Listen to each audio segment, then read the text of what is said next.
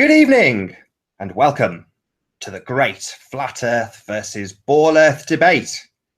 Joining myself this evening is Charles, otherwise known as Flat Earth Math. How are you doing, Charles? I'm doing quite well, Nathan. Thank you for hosting. Thank you for moderating. It's an absolute pleasure.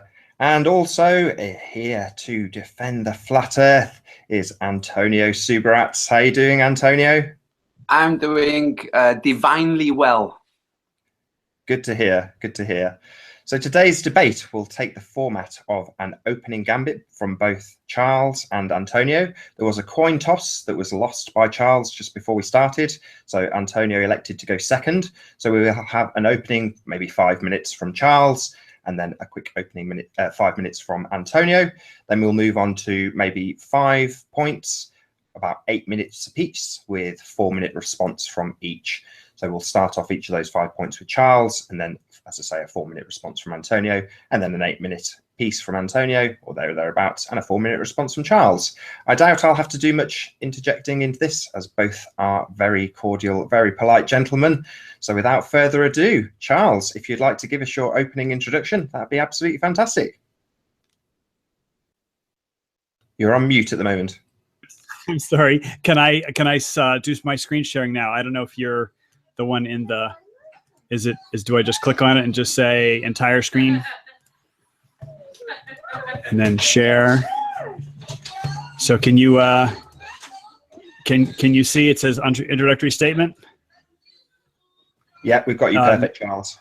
Okay. So hi, my name is Charles Breeling. These are my 3 kids.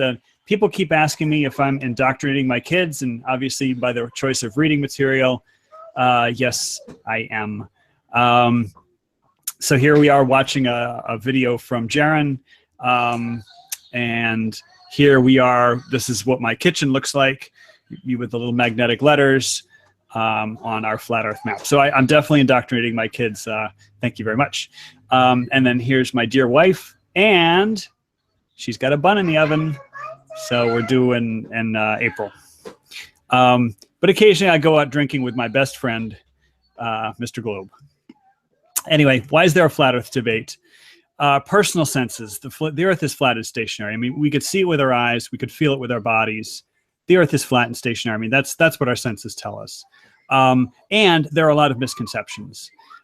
So when I think about what my senses say, I go to the beach and it's straight horizon. I don't feel any motion. I see everything moving across the sky. Obviously, the Earth is not moving. So there's tons and tons of misunderstandings.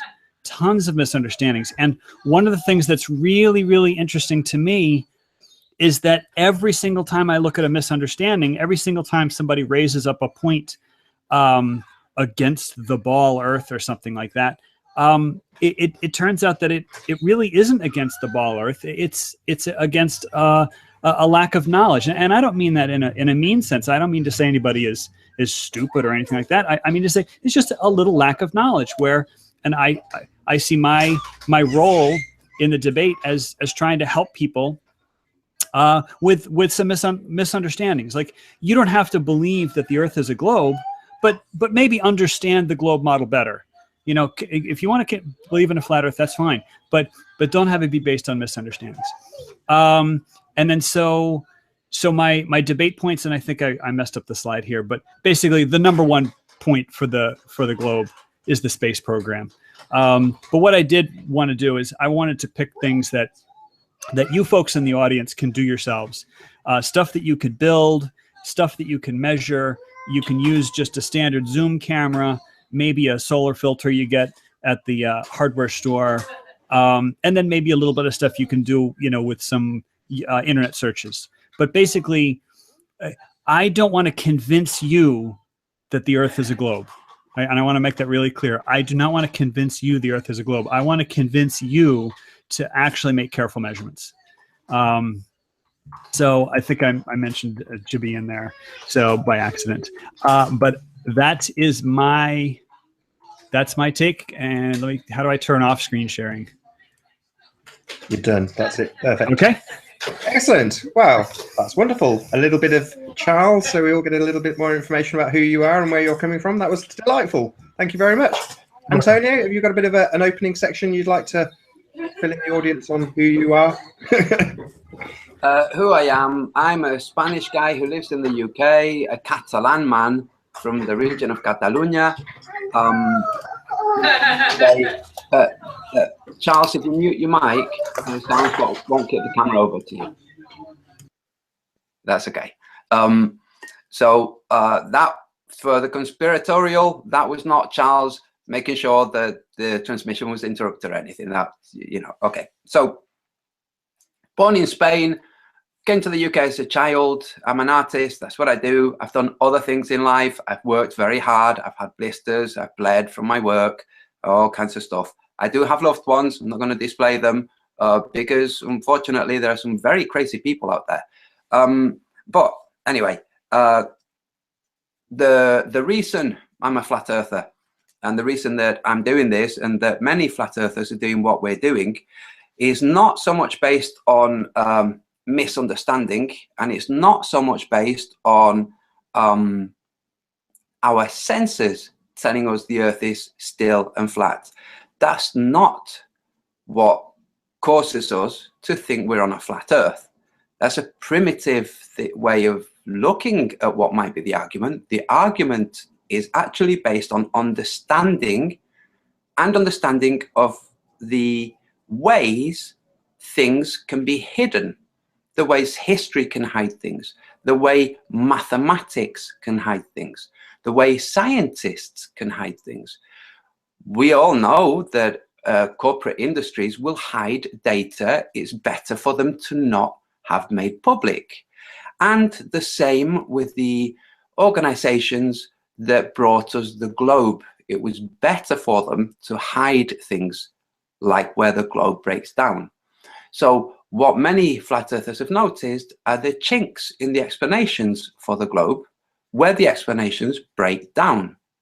And that's why we do this. We understand that ball earthers believe that we simply think the earth is not moving because it feels like it's not moving, and that some of us try to reach out to help us from our misunderstanding of the world, this error that we've made of thinking that because things seem still, like a perfectly still lake, that this causes us to think we're not moving, by helping us by explaining how the world works. Unfortunately, most of us do understand how the world works, not just in a specific field, but in a broader field. We understand the orbital mechanics. We understand many, many things. So it's not by the Earth presenting itself as still that we concluded that it's flat. It's by observation, which is something that the globalists fail to do. And my main points are going to be why maths misleads based on the fact that all of the explanations the globe brings includes maths. My second point will be what phenomena we are discussing, which are the sun, the horizon, distance, and how we know very little about many of these things as they relate to observation. So, my last point. Sorry. Yeah, 3 points, did you not? Yes, my last point is how these simple observations that many people can make disregarding stillness. We're not discussing stillness. These observations have been hidden. Looking and considering them is a sign of an imbecile mind. So that the cunning that brought us the globe has coaxed people into not even idealizing about contemplation and observation and the meaning of the observations. They have given us explanations to certain observations based on mathematics, and that's the end of it. Don't think laterally, don't think of what could be. So to show the cunning that's been used, I will be discussing the constants like gravity and the speed of light, and misconceptions that globe earthers arrive at, misconceptions and illogical conclusions. Illogical conclusions. That's it. Thank you. Over to you. Cool. Charles, I don't know if you wanted to just maybe summarize your 5 points before you get into your first 8 minutes, just so people know, like with Antonio, if you can just mirror that, that would be brilliant. Yes, if I can look at my cheat sheet. My first point will be on curvature. And it largely will take a lot of slides from my debate with Jibby. It was the first 2 points with my other debate were on curvature. So I'm going to cannibalize that presentation. The second point will be on star trails, how we can really learn a lot by looking north, east, west, and south, regardless of what hemisphere we're in. The third point will be on the moon phases and the phases and face of the moon. Fourth point will be on other experiments or observations that people can do in their own backyards with their own equipment. And then my last point is something that is exclusive to this debate. I'm going to be introducing it for the first time. It's called the Garden Globe. And if anybody wants to cash in on this, you can make $1 million. I'm giving you the idea for free. It's called a Garden Globe. And I think you're going to be tickled by it because it's like the coolest thing ever. That'll be my fifth point. Awesome. Well, pleasantries aside, I think that's pretty much it. Let's get into the debate proper. You have the floor, Charles. You are going first. That's correct, isn't it? Yeah. If you want to launch into your first point, you're on mute. I'm sorry. I was trying to screen share. Am I? And then thank you for the feedback. And I apologize for the mute issues. Can you see point number 1? Can you see my screen okay? Yeah, everything's perfect. Okay. So my first point, where is the curvature? Where? And so the idea is that it's really, really hard to see the curvature. Really, really hard to see. The higher you go, the hula hoop, and that was from P-Brain, the higher you go, the hula hoop that surrounds your head gets further away. So trying to find curvature is really, really hard. I'm not going to do a lot of math. I stripped a lot of the math out, but basically if you're standing and you were looking at the horizon, you're basically looking where, the tangent. And so the higher you go, the further you can see, but the curve gets bigger as you go higher. So what I did is I did a lot of mathematics, and this is kind of irrelevant, but basically if you're a 6 foot tall or 6 foot observer height above the ocean, standing at the water's edge at the beach, and you had a hula hoop around your head, if the curvature of the hula hoop would be 13,000th of an inch above the hula hoop, which means you're not going to see the curve of the hula hoop. You're standing in the middle of a hula hoop, but you're not going to see the curvature.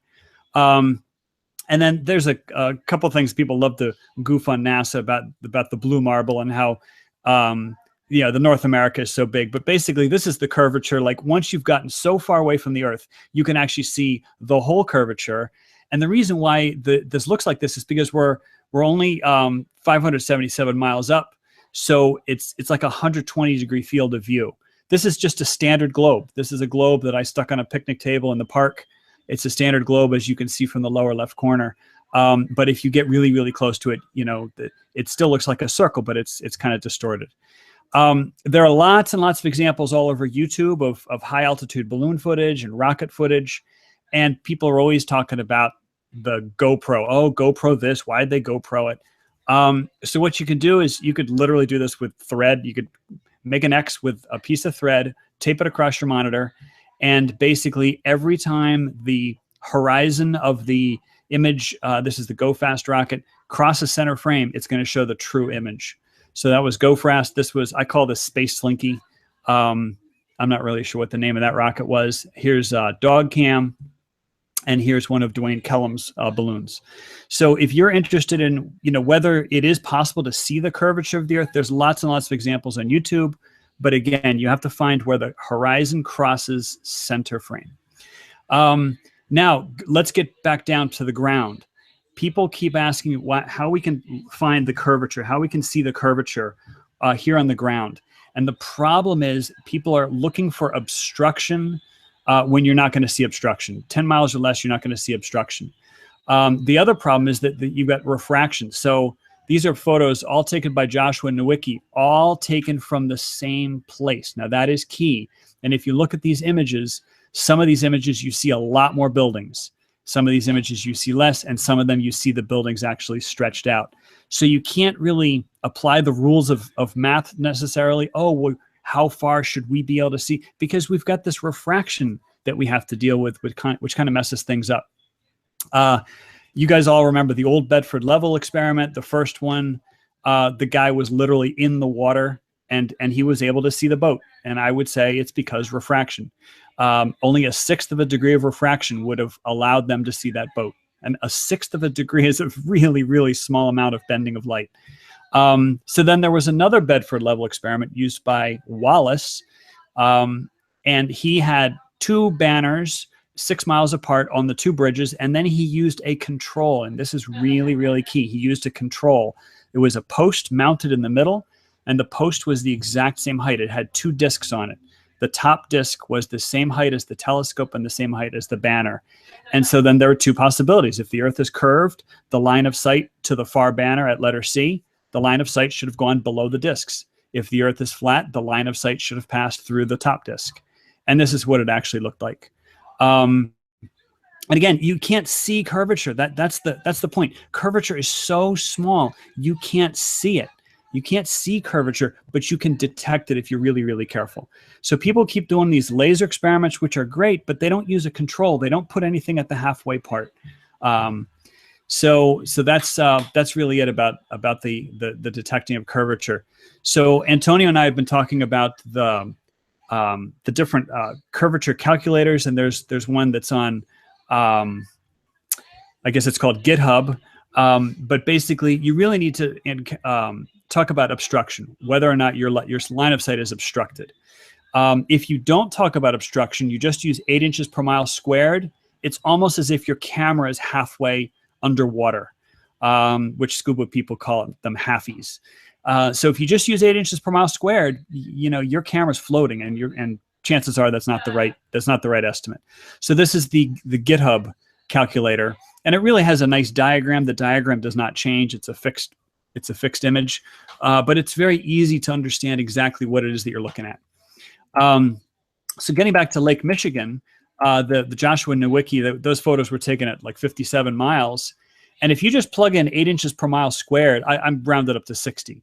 8 inches per mile squared gives you 2,400 feet, which is way, way taller than the Sears Willis Tower. But if you use what I call Sagitta, I don't call it, it's actually called Sagitta, you get a much better estimate. So a lot of people are asking about ships over the horizon. Well, what about if you took a boat trip away from Chicago? Now, I took these stills. This is not one of them. This is a reference image. But basically, I took stills from Rob Skiba's boat trip. And so here I took a reference image of Chicago, taken, just like in the bay or something. And then this centimeter ruler is scaled so that each centimeter is 100 feet. And so what I did is I started making marks. And so the first distance was 8.5 miles. GitHub predicted an obstruction of 20 feet. And so what I did is I put a little yellow marker there. That's the obstruction that we expect at a distance of 8.5 miles. Now, remember refraction. Refraction is up to 0.5 degree. So here's my error. So if our actual photo is within that red range, that's up to 0.5 degree of refraction. So that's how much refraction I'm going to allow myself. And now here's the actual photo that was taken at 8.5 miles. And again, there's my reference image. And the yellow bar is very close. The yellow bar is very, very close to where the calculation should be. How about 21.3 miles? Again, the yellow bar is moving up 223 feet. And we're significantly farther off, but we're well within the range of refraction. And then how about at 31 miles? Again, the yellow bar has risen to 523 feet. And this one, we almost nailed it. The expected curvature due to the curvature of the Earth matches almost exactly what we saw on Rob Skiba's boat ride. And lastly, 42.6 miles. This is very near to the start of the boat ride. We predict an obstruction of 1,046 feet from GitHub, and this is the photo. And I really love this sequence of photos, especially that like 3 of the 4 photos, the expected obstruction due to the curvature of the Earth is almost exactly the same as the actual obstruction due to the curvature of the Earth. And then here's just a summary of all the images. And I think that's the end of my presentation. Let me. Perfect. I do apologize. It's all good. Well done, Charles. Antonio, you've got 4 minutes to respond to all of that. Ready when you are. Okay, to respond to all of that. First, Charles showed an image of a line at the top of the globe. Let me screen share. Apologies if I'm not displaying properly. So just bear with me, people. Nathan, let me know if I'm sharing. Yes? Okay. So first of all, let's put that to the side. This is a diagram similar to the one of the Earth that Charles showed. He showed this at the beginning with this being the Earth. A line perpendicular to the surface of the Earth goes straight down to the center of the Earth, denoting horizon. He only showed one line, but this shows his 2 lines. The second line, A, is twice the height from the surface of the Earth as line B, as point B. So 2 things to note. 1, point B, regardless of actual distance from the Earth, is half that of point A. Or if you want to look at it that another way, point B is 1 distance, point A is 2 distance. So double. We can see this, okay? Point A is twice as far away as point B from the surface. However, when you draw a straight line to the surface of the circle of the Earth, we arrive at this point. Okay, now these lines are straight. These lines are straight. This isn't some cunning, slightly curving line trick. Now this says, according to these lines, these would be, I don't know, 700 miles long or high. Okay, very high. Let's say it's 1,000. Yeah. So B would be 1,000 from the surface. A would be 2,000 from the surface. Let's make it something more realistic. B is 200 meters from the surface. A is 400 meters from the surface. The lines are going to work exactly the same. They will fall on the same point. Now, the distance that I'm depicting now between B and this point, and the distance between A and this point, does not change. This is the actual distance, what I'm drawing now on the surface. This is the actual distance in terms of walking there or driving there or measuring it on the surface of the Earth. So these 2 points are on the same point. So let's say it's 2 people, one standing on the shoulders of the other. Okay? 6 foot tall. This guy's 12 foot when standing on the shoulders of the other guy. And yet the horizon is at the same point. This is a visual explanation of a mathematical formula. It just so happens to not be the mathematical formula that's used by people like GitHub. So just to round up on this, 2 points, twice as high as the other, horizon, same distance. Second point on this, okay, this, by the way, I'm showing this because this does not reflect the real world. In the real world, when you increase your height, when you double your height, your distance to the horizon increases massively, not just a fraction like the maths would tell us, okay? So, second point on this is the angle that they're looking at the horizon has changed. However, in the real world, the angle is at right angles. This is right angle. So the horizon is that way, okay? That's what happens in the real world. So let's look at what happens with the maths. Apologies. Here's the maths. Now I happen to have here the height of the Sears or the Willis Tower, 1,451 feet. I've told it to use a mark that is not a convenient distance away for the program, an inconvenient distance. It's 12 miles away. Now, this diagram shows us this area. This is the Sears Tower. This is the thing 12 miles away. And this is where the horizon is.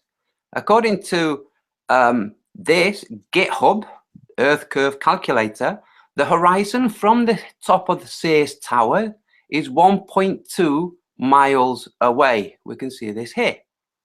And the plate that is on the surface of the Earth, 12 miles away, somehow has 77 feet of hidden height. Now you might say, oh, this is because GitHub doesn't know what to do with commas, which is what mathematics uses to denote thousands. So we will replace that comma with a full stop. Let's see if this remains the same. Calculate. Oh, it's changed moderately. When it's 1.4 feet height, the distance is 1.4 miles away. But when it's, bring the comma back in, 1,451 feet high, the distance to the horizon is 1.2. So I hope that will help everybody bring a close to the question of whether or not mathematics can represent the real world. That's a solid 5-minute response, if I'm honest, Antonio. Brilliant. There we go. I don't know if you want to start with your first point to Charles, or was that part and parcel of that? No. Sorry, let me stop screen sharing. Okay, no longer screen sharing. First point, let me grab my crib sheet or my notes. So, why does maths mislead? Or, for people who don't like hearing something that sounds so similar to the word maths, I will say math for the American public. So, why does mathematics mislead? Well, because mathematics can only represent things that mathematics can represent. It cannot represent things that mathematics cannot represent. For instance, curvature to distance, or the weight of a thought, or the dimensions of a dream. There's all kinds of stuff that happens in the real world that mathematics cannot interpret and relate. So we're discussing phenomena that mathematics cannot interpret and relate. What interprets and relates the distance to an object is experience. When people in artillery ranges are firing at a target, they will have an approximate angle with the power, but they will not use that untested. They will practice with that so that they can adjust things, and the calculations they're working from are based on observation, not based on maths. Maths is just a general basic rule that they will then test and adjust according to what observation tells them. So this is why maths misleads. The reason the maths is used by globe earthers is that real physical observation of the real world shows flatness. So they can't use real observations of the world. If they do, they will end up explaining flatness. Charles, you wrote something? Oh, right, yeah. Sorry, that was just a little bit distracting, but that's okay. Where was I? Yes, so flat Earth will use observations of the real world. Globe Earth will use observations of the real world and then explain how those observations describe a curvature based on mathematics. Now, if I've just shown mathematics in the real world is broken for describing things that through observation can describe, like flatness, like right angles to the horizon, not angles that keep declining towards the horizon. And that's it. I yield the rest of any time I might have.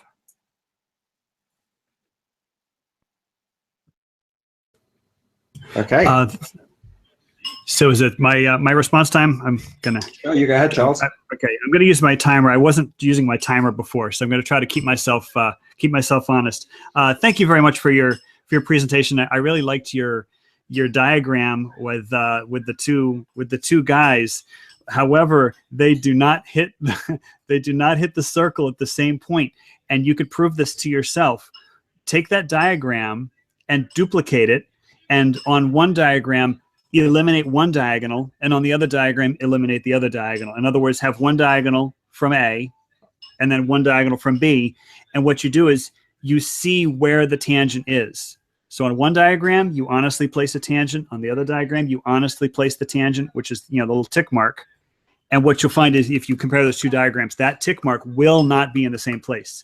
I totally appreciate your point, and that you can kind of see the two lines intersecting, you know, at the quote unquote horizon for viewer B and viewer A, but it is not intersecting the horizon at the same point.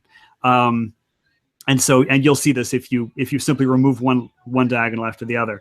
The thing about the GitHub, I used to be a programmer. I was a hobbyist programmer for years, and what a lot of people don't understand is that programmers are human, and programmers make design decisions. So for example, you typed in 1,451, and I have no idea what the code that interprets that. I mean, you know as well as I do that when we're interacting with the computer, we don't type commas. We write commas. When we're communicating with other fellow humans, we put commas in because it makes it pleasing to the eye. But like, you know, when you're depositing a check, somebody buys a nice painting and you're depositing a 1,000-pound check, you're punching in something, you do not type in, you know, one, I guess full stop. You do you guys do a period for the comma? But anyway, you don't, when you're interacting with a machine, my point is when you're acting with a machine, you leave those things out. So when you were using GitHub and you put in 1,451, it gave you a bogus response. When you put in 1.451, it knows what 1.451 is. It's, you know, 1 4/10. Okay, so it did 1 4/10, and the horizon was what, 1.2 miles away. So, you know, it's an interesting point. But if you really want the GitHub calculator to work, you got to just put in 1.451. That's it, 1.451. It's interesting what you said about why does math mislead. Math is simply a tool in a toolbox. And like any toolbox, you know, you grab the hammer, but you've got a screw that you're trying to drive. Okay, so a hammer is a great tool, a wonderful tool, not great for screws. And so math is just a tool. Math is not real life. Math is not reality. There are probably 99.999% of human experiences cannot be described with math. You mentioned dreams, you know, emotions, human relationships. You simply cannot describe them with math. There are certain things you can measure with math. How many times did Jeannie and I go out to dinner in the last month? That's a number. You can put a number down on a ledger, okay? And you could say, well, that's math. Well, no, that's just one little aspect, but that doesn't describe my wife's and my relationship. So I think the question about where math or why does math mislead? It misleads when people abuse it. It misleads when people try to extend it to further beyond where it should be. Math is useful for descriptive purposes, but it's not a substitute for reality. And the thing is, there's a lot of wonderful formulas. I think you mentioned, I think it was the artillery or something, like how much powder do you put in the gun, you know, to launch this artillery shell, and then you have a bunch of wonderful calculations. So math is very useful, very helpful as a tool, but it is not a substitute. But you had very worthwhile points, and I hope I made a little bit of sense. So I think I'm done. Should I launch into point number 2? Yeah, that's it. Go straight on to your second point, Charles. Wonderful. Okay. And so if I can do screen sharing, and again, I'm kind of deferring to you, Nathan. You're the expert here. And do you guys see my point number 2 full screen? Not as yet. All right. Do I need to click on something? Screen sharing, entire screen share. Okay. Yeah, there, I think. And thank you for the feedback. I appreciate that. Okay. I'm going to try to reset my timer. Okay. Point number 2, star trails. And I know, Antonio, you've spoken a lot about at least the Southern Hemisphere star trails, but and we'll get to that in a moment. But assuming that the viewer is in the Northern Hemisphere, actually really doesn't matter. We look towards our nearest celestial pole. If we're in the Northern Hemisphere, we look northwards towards Polaris. But the interesting thing about this is no matter where we are in the Northern Hemisphere, the angle of elevation of Polaris will be our latitude. And this literally does not make any sense on any shape other than a globe. I mean, like, you could try it on a flat Earth map, and you could pick whatever map you want. You can try to make it work, but it simply does not make sense that Polaris will be the exact same angle of elevation as our latitude.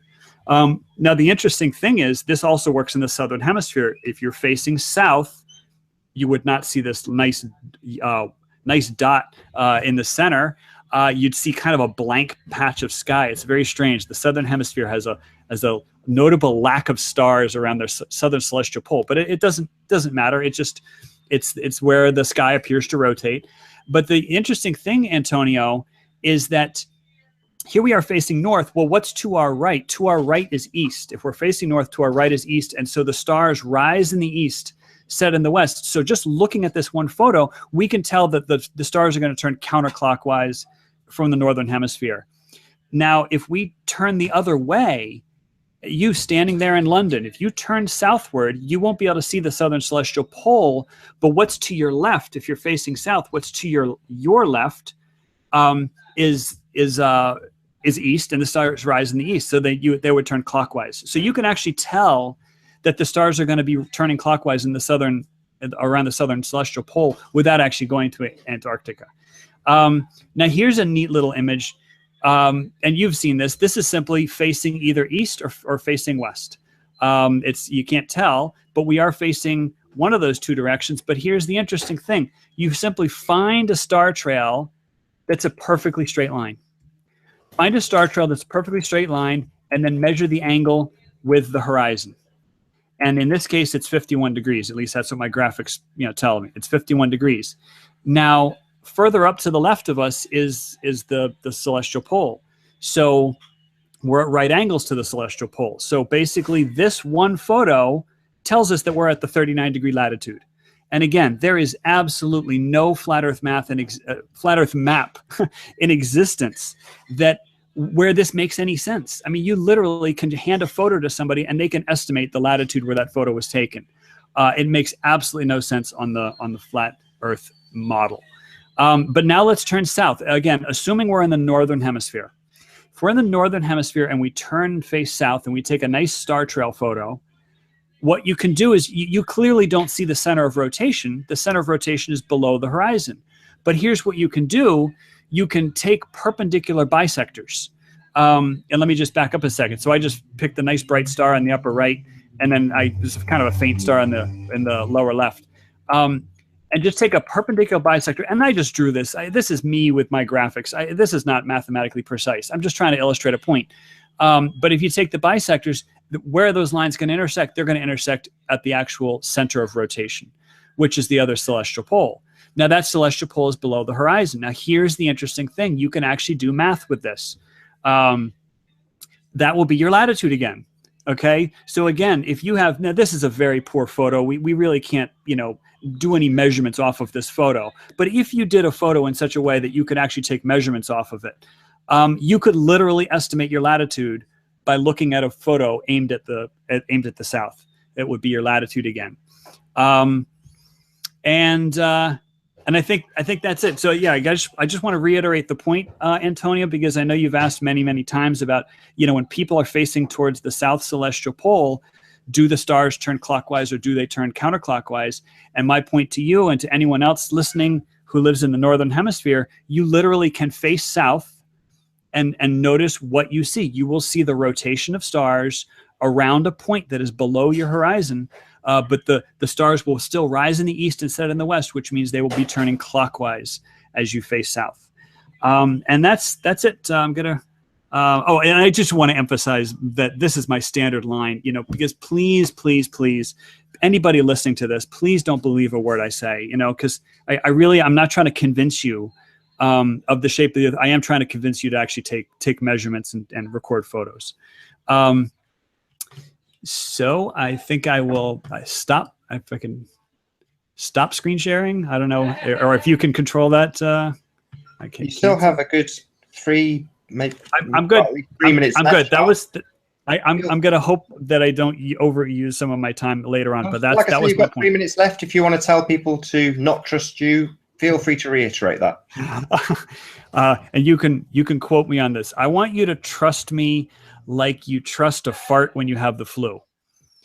I want you to trust me the way you would trust a certain candidate with your email server.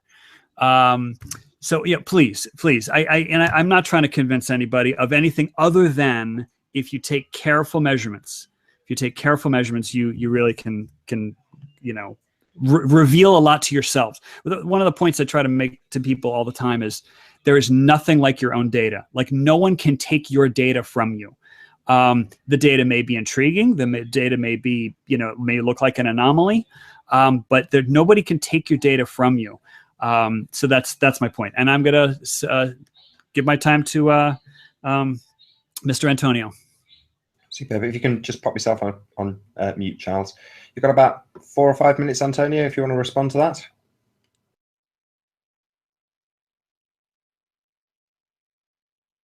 Yeah, you're just on mute at the moment. Sorry, I had a screen open. I had to get past it to get to the unmute. Okay. I'm going to go back to this diagram because half of Charles' point was kind of excusing the error in the maths. Like mathematicians don't know when working on something like GitHub, they don't know the use of the comma to denote thousands. They know the use of the dot, but they don't know the full stop, the period, to denote fraction, but they don't know the use of the comma to denote thousands, even though it will render different results when you set a comma to when you set a dot. So for some reason, they've calculated in a type of result if somebody puts a comma, not in error. It's not the same result, but never mind that. That's part of how things are excused and hidden and not directly addressed. So what I'm going to do is I'm going to screen share again and address, this is a rebuttal of what Charles just said. So here I am screen sharing. Let me know if I'm sharing, Nathan. Yep, perfect. What Charles said about removing one line and seeing where it falls, and then removing the other line and seeing where that falls. If you, by looking at this diagram and zooming in, and you can do this yourself with compass and paper and anything that you like, okay? If you think that this is somehow, oh, it won't enlarge, this is somehow some kind of trick, this isn't. This is just where the lines happen to fall. Now, what Charles very conveniently failed to mention is the angle here. This, well, never mind, let's just not discuss that, because the real world tells us the horizon is at right angles, whether you're on a plane or on the beach. So the horizon happens here at right angles. The horizon happens here at right angles, just like we've seen in all of those high altitude rockets and balloons. But Charles fails to mention that because it doesn't actually correspond to the real world. So it's not addressed through maths in this kind of diagram. So that's that point. Sorry, I'll keep this for later. And let me stop screen sharing.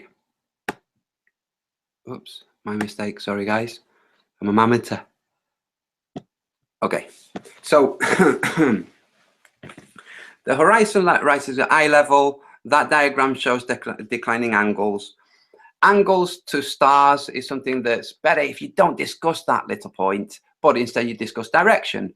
I was on Globebusters discussing direction. I understand direction. I discussed how direction is distorted by mainstream like National Geographic. So we all understand. I've used descriptions that have explained if you're on a racing track and there's somebody on the other side of the racing track, you're both looking at cars driving from right to left.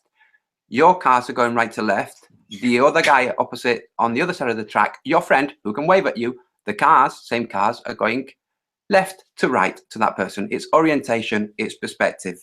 That's what it is. So maths, not understanding commerce, mathematicians, that's a bit of a stretch, but let's just ignore that little fact. GitHub happens to use mathematicians who don't understand the use of a comma, and banks and whatever.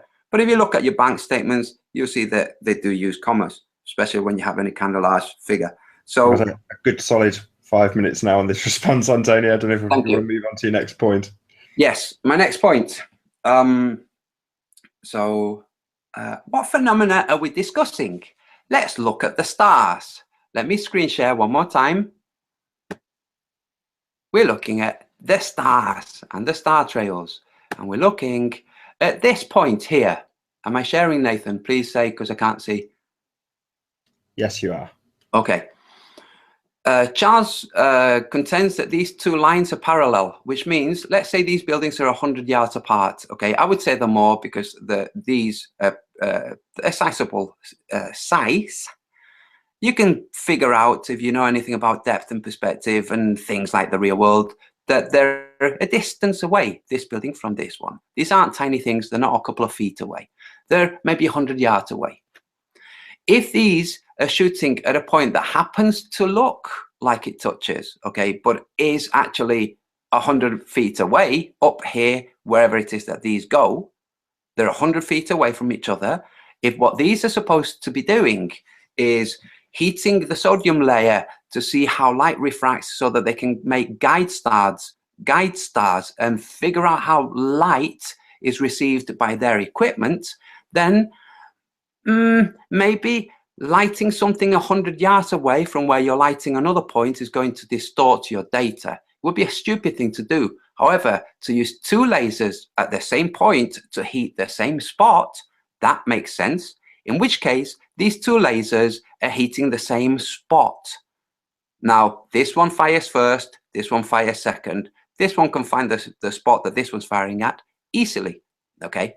They're firing at the same spot, which stops here. But let's discuss the apparition we're seeing. Here's lots of stars.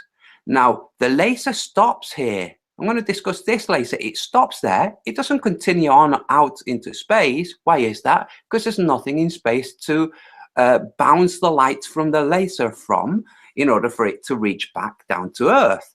In which case, the light from these stars millions of miles away being diffused by the fact that there's nothing to carry their coherent light, somehow is interpreted as a dot in our sky.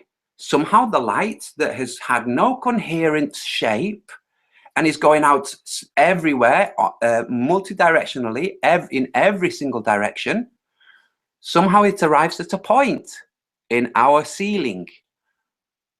That, I think, is a wonderful question.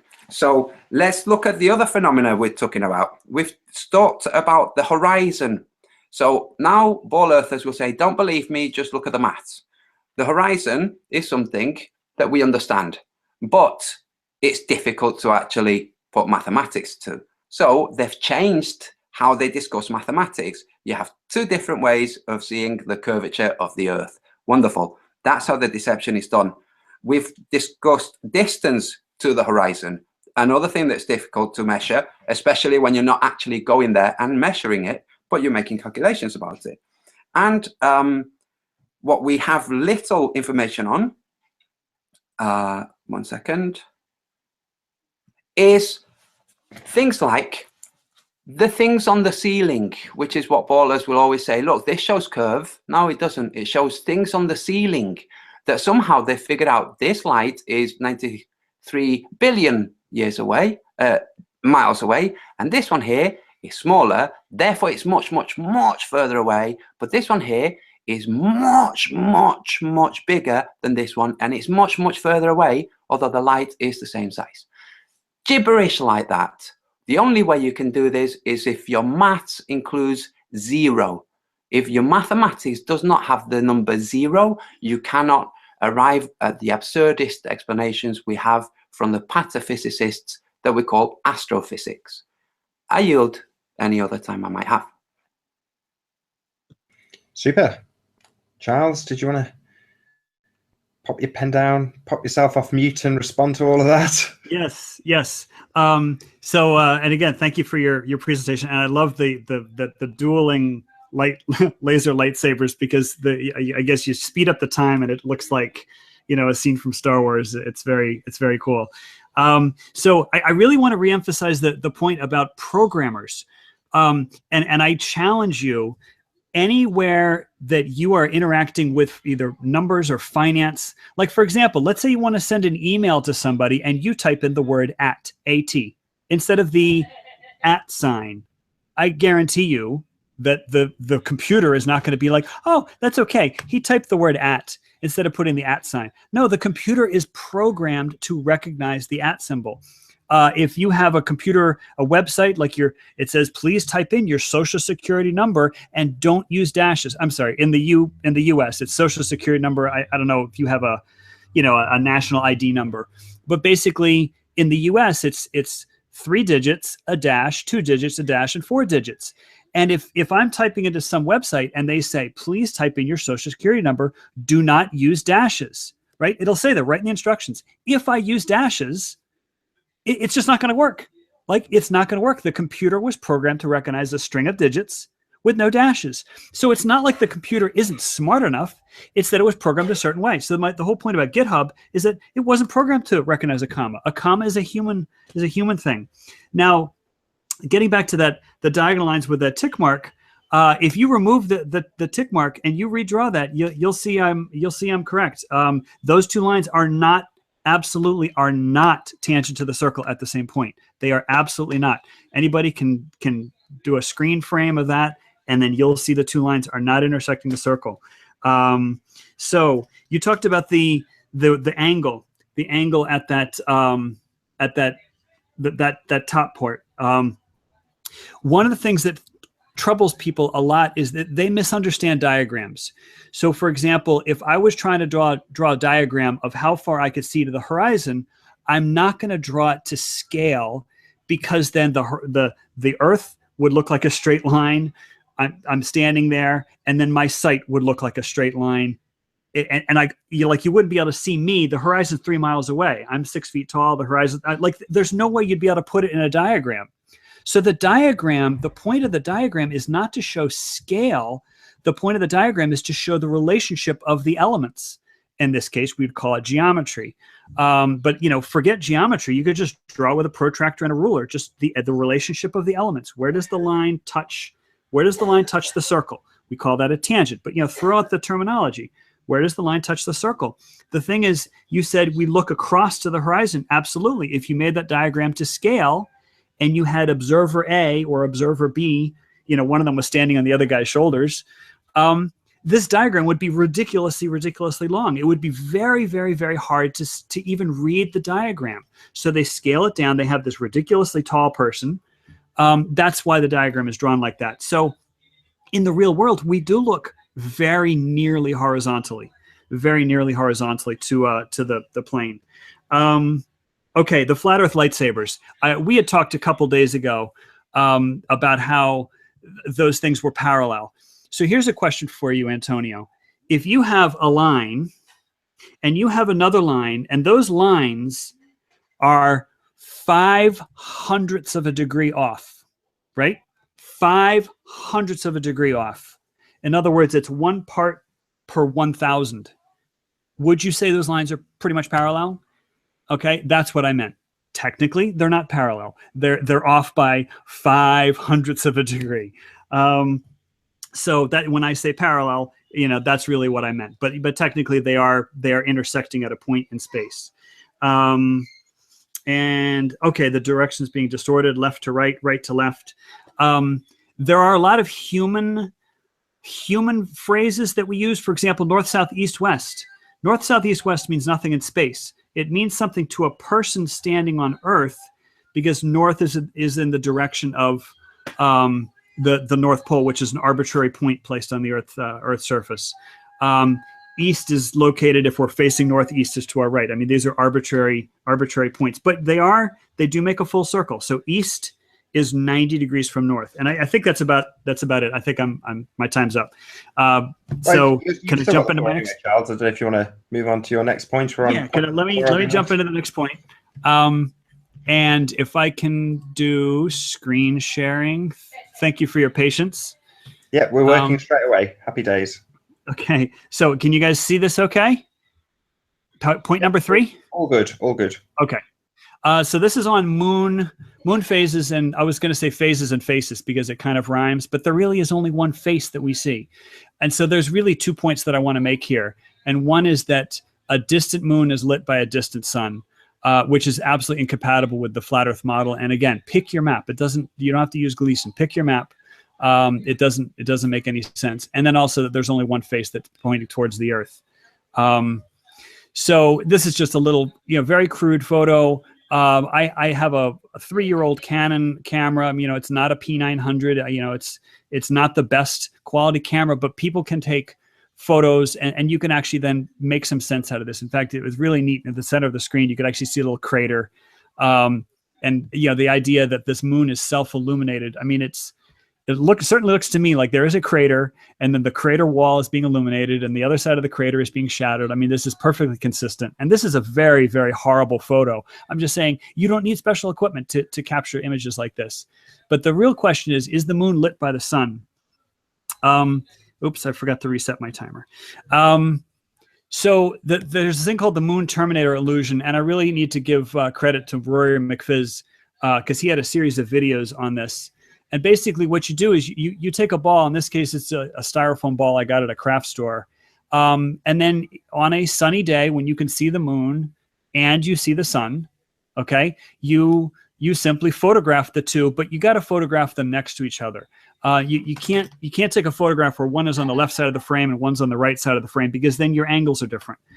You really have to line up the angles. And then the idea is what happens when we superimpose these images? Does it look like it's a similar pattern of light and shadow? The thing is, in the heliocentric model, our atmosphere, about 60 miles thick, is what's reflecting all this blue light.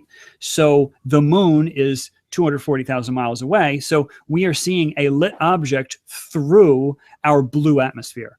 So the light and shadow isn't going to look perfect. I mean, the thing is, the crescent moon, the photo of the moon, not the photo of the styrofoam ball, it's not a perfect match because it looks like the crescent moon is lit a little bit less. And that's because the light has to pass through our blue atmosphere. And so you're going to see a little bit less illumination. But this is a really nice comparison. Anytime you see the moon and the sun on the same day, just take a little white ball or whatever and try to photograph them.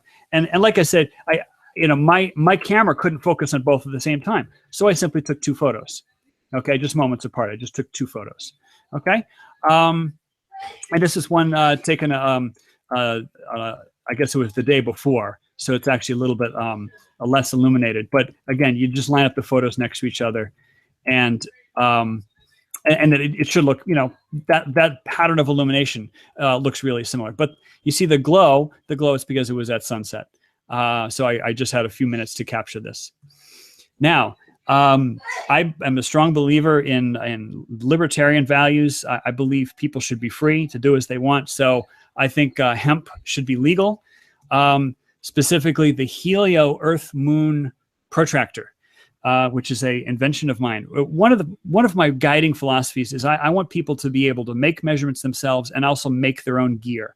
So really, all I have here is a protractor taped on a pencil. But I had the pencil a little bit shy of the end because I taped a little card on the end because I want to be able to see a shadow on that card. There's also a paper clip there kind of as a guideline, and then just a piece of string. And this is basically it. And so what I do is I hold the protractor in my hand and I stretch out the string and I point the string at the moon. Okay, I'm pointing the string at the moon, and that's really where the pink paper clip comes in. I'm kind of lining up the pink paper clip. I'm lining up the string. I'm pointing the string right at the moon. And now this is where you really have to have 3 hands. And so this is very hard to do. You then are looking at the little card and you're trying to wait for the shadow of the pencil to be a perfect circle. In other words, you want essentially the shadow of the pencil to be almost gone. And this basically says that my pencil is pointed exactly towards the sun. Therefore, the base of the protractor, the flat side of the protractor, is flat towards the sun. Well, then now where's this string going? The string is aimed at the moon. And so what I found when I was measuring it is I found 75 degrees, and this is when I took the reading yesterday. So here's a series of image from a website called astropixels.com. And if you just count the number of photos, if you have like a missing first photo called the new moon, where you can't see the moon at all, and then you have the full moon, so it's roughly 9 photos in this particular illustration. So if we have 0, 20, 40, 60, 80, coming up to a full 180 degrees. So if I were to tell you that I was measuring around 75 degrees, well, the moon illustration should look somewhere between, the 60 and the 80. And, and if you back up, if you back up, it's like, it's not perfect. I mean, it's actually, this is the one. This is the actual image. This is the image I took yesterday. I took the other one the day before. So if you can kind of imagine this image and then going to this a guide, and it's like, okay, so it looks like we're, part of the way towards a full moon. We're almost at a half moon. And so you can actually measure this angle. You can measure the helio Earth Moon angle, okay, with your HEMP tool. And so this is a measurement that you can make yourself, and then you just ask yourself, is this measurement of the moon to the Earth to the sun, is that measurement consistent with what I'd see, with what I see with my own eyes, with what I see with a styrofoam ball? And then so, like I said, I measured it it was 75 degrees, and that looks pretty close. I mean, it's not perfect, but it looks reasonable. And the solar clinometer, I think I messed up my slideshow. So if I could just stop screen sharing, I'm just going to talk for the rest of my my time. Let me turn off screen sharing. If I can, screen share, cancel. Okay, so another solid minute left. Okay, so the last point that I really wanted to make was that anyone anywhere in the world sees only one face of the moon. We only see one face of the moon, and that really should cause somebody to ask questions about like whether the moon is actually above the flat Earth. If everybody, no matter where you are on the planet, you see the exact same face. If it's a full moon, it's a full moon for everybody on Earth, and literally 50% of the Earth can see the moon. It's simply incompatible. So what it is compatible with is a very distant moon. If we can always see the same face, it means that the moon is very distant. I'm not going to give the number of miles. It just means it's very distant. It cannot be right above the flat Earth. And that's all I have to say about the moon. Thank you. Perfect. Antonio, do you want to grab your 4 or probably 5 minutes to respond to that? Okay. How the moon is lit. We're talking about phenomena on this Earth and human experience engaging with that phenomena. I don't know if you can see this. Can both of you see this? Oh, wait. Let me... oh, no, yeah, it's showing it. I don't need to screen share. Can we all see this? This is a candle. This is a drawing of a candle. This line here, at the bottom, where am I? This is how I am looking at the candle. And this is what happens with the candle. There's an area inside the candle that's actually darker than the area above it. Now, I've put darker and lighter, okay? This is a candle. Anybody can do this with a candle. Now, this area inside, this kind of strange void area is blue at the bottom, and the rest of it is kind of yellow. And this darker area, you would imagine that if you turned and looked at the candle from right angles, so you're looking from this point. Let's say you're looking due north, and you move and you look at it due east. You haven't moved the candle, you've just moved your location. Guess what you see? Exactly the same, other than the actual edge of the candle here, or surface of the earth, has changed. So the light has a phenomenon which tells us your angle to what you're looking at doesn't necessarily mean that a different angle looking at the same thing is going to represent something different. Now, this is the real world.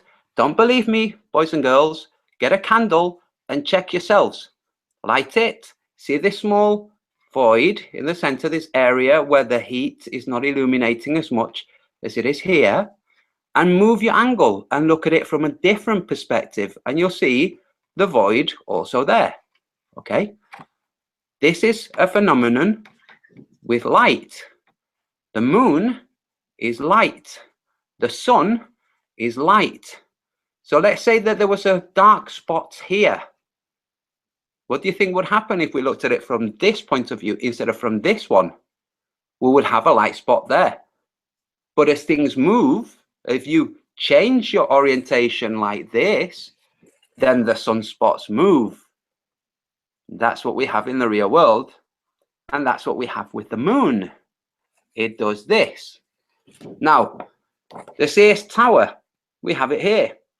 At the start, Charles took the Sears Tower and compared it, having resized the image as the refraction or the diffusion of the light changed, and he resized the image. Unfortunately, let me take and do this. Unfortunately, this is the point Charles was looking for, and this is a point that kept changing with the distance. Unfortunately, this is also what happens with the distance. The tower gets broader. Can you see what I'm doing? Can you see? I'm making this broader and longer too. Okay, and it does the same with the whole of the environment. Now, if you resize to this, you have a different height for these things. But that's what Charles didn't do. He didn't compensate for the refraction. His tower would have been skinnier, shorter, and then the line, which kept rising, would have not made sense on his maths. Now, back to the misconceptions of how the moon works, how far away it is. I've just demonstrated that candles have an effect that isn't properly understood by most human beings. And we look at the moon and we think we understand it and it's so far away and X, Y, and Z because maths. That's why. Without maths, the moon is not so far away. There's lots of zeros in the distance to the moon. And just so everybody knows, I think that pedophiles are evil, and I don't think they're a good thing. Just, you know, I also think that hemp is a very good thing. Just so we can gather some support. Good. Did you have another point, Antonio, that you want to move on to? Yes, third and final point for you, I think it may be. Yes, my final point is this. The horizon rises to eye level. People will say, oh, no, it drops just slightly. People can say that as much as they like, but it rises to eye level. It definitely doesn't drop to the angle that the maths says it must drop by. But never mind that. We'll never get high enough to see, will we? But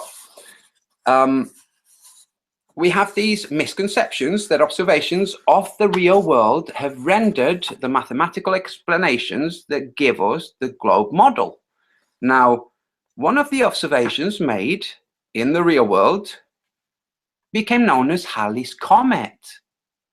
Halley's Comet comes across our skies every 75/76 years. Why this slash? Why not some precise date? Don't know. Maybe the mathematicians aren't so good. But the point is that Halley's Comet was not arrived at by understanding of orbital mechanics. it was arrived at by Halley looking through notes, seeing that 75 years apart, 3 different people had seen a star in the sky shooting across, a comet. And he said, this seems to be a recurring comet. If it is, it will happen again in 75 years from the last time, which was before, just after he died, but never mind. It does. It was around 75, 76 years between the time before. That's observation of the real world. Has nothing to do with mathematics, has nothing to do with the 93 astronomical units furthest point to Halley's orbit. Has nothing to do with that. Let's not even get into centrifugal and centripetal gravitational pull on Halley's comet as it makes its largest turn at the furthest point. Let's not discuss that, because let's remember it's tiny. Okay, so the sun's pull at that point, it seems a bit like unicorns are making it come back. So my final point, the reason people think we live on a spinning globe is misconception. We have cunning people who have dedicated themselves and then misled others into dedicating themselves by programming their brains into conceptualizing what they're seeing through a prism called astrophysics, especially when talking about astrophysics. And this is what happens. My last point right now, and I'll wrap it up, is I'm going to go back to GitHub, because Charles very rightly said that computer programmers, unless they know what to program, don't know what to program, and the as a result, the answer given will be wrong or will not be there. The answer is it will not be there. Now, see this answer here. This is with 1,000, but yes, okay, they didn't know what they were doing. So let's make it 1.4. Calculate. Look, we have an answer, 1.4 distance to the horizon. Brilliant. This gave us an answer because it knew how to interpret the full stop. Now, let's see what it does when it interprets a comma.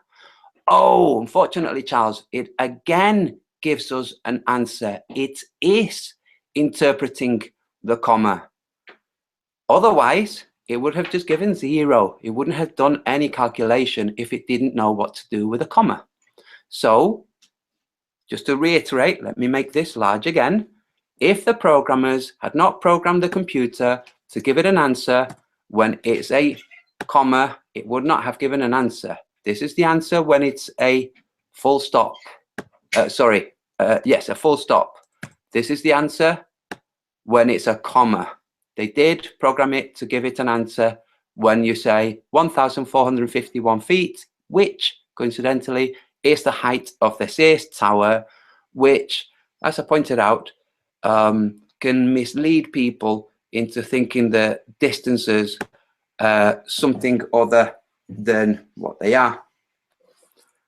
And I yield the rest of my time. Got a good 2 or 3 minutes left if you want to go through that point again, maybe strengthen it up a bit. Yes. Feel free to use your time, Antonio.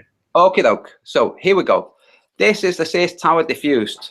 I'm going to draw it a little bit better so we can see the diffusion a bit better. Okay, this is what happens. The light becomes vague, indistinct, distorted, and you can adjust the light, which is what Charles did. And I don't think he did this on purpose to mislead. I do not think that Charles is here to mislead people. I think he's genuinely here to try to help people who have somehow missed all the lessons that they went through at school regarding physics and stuff. So this is the Sears Tower. This is now the diffused area. Before, it was narrower. I'm going to draw a much darker line to where it was before. This darker line there is where it was before. What's happened is it has diffused its light and it has spread the shape out in the pixels and the height. The truth is the tower is narrower and shorter than the diffused light makes it look. So when you take the distorted light and you compare it to the undistorted light, you arrive at an answer which happens to fit with the maths. However, if you understand that the distortion has warped the elements, you end up with something that doesn't actually support the maths. And again, the sun and the moon, how come it has the same face to everybody? This is a candle. I'm looking at it from this angle. So are you when you're looking at your candle. Then you're going to go round the candle and look at it from this angle, and you're going to see this shape too. Now, what you will see that is different will be if the wick is bent. That's what you will see, okay? If the wick is bent.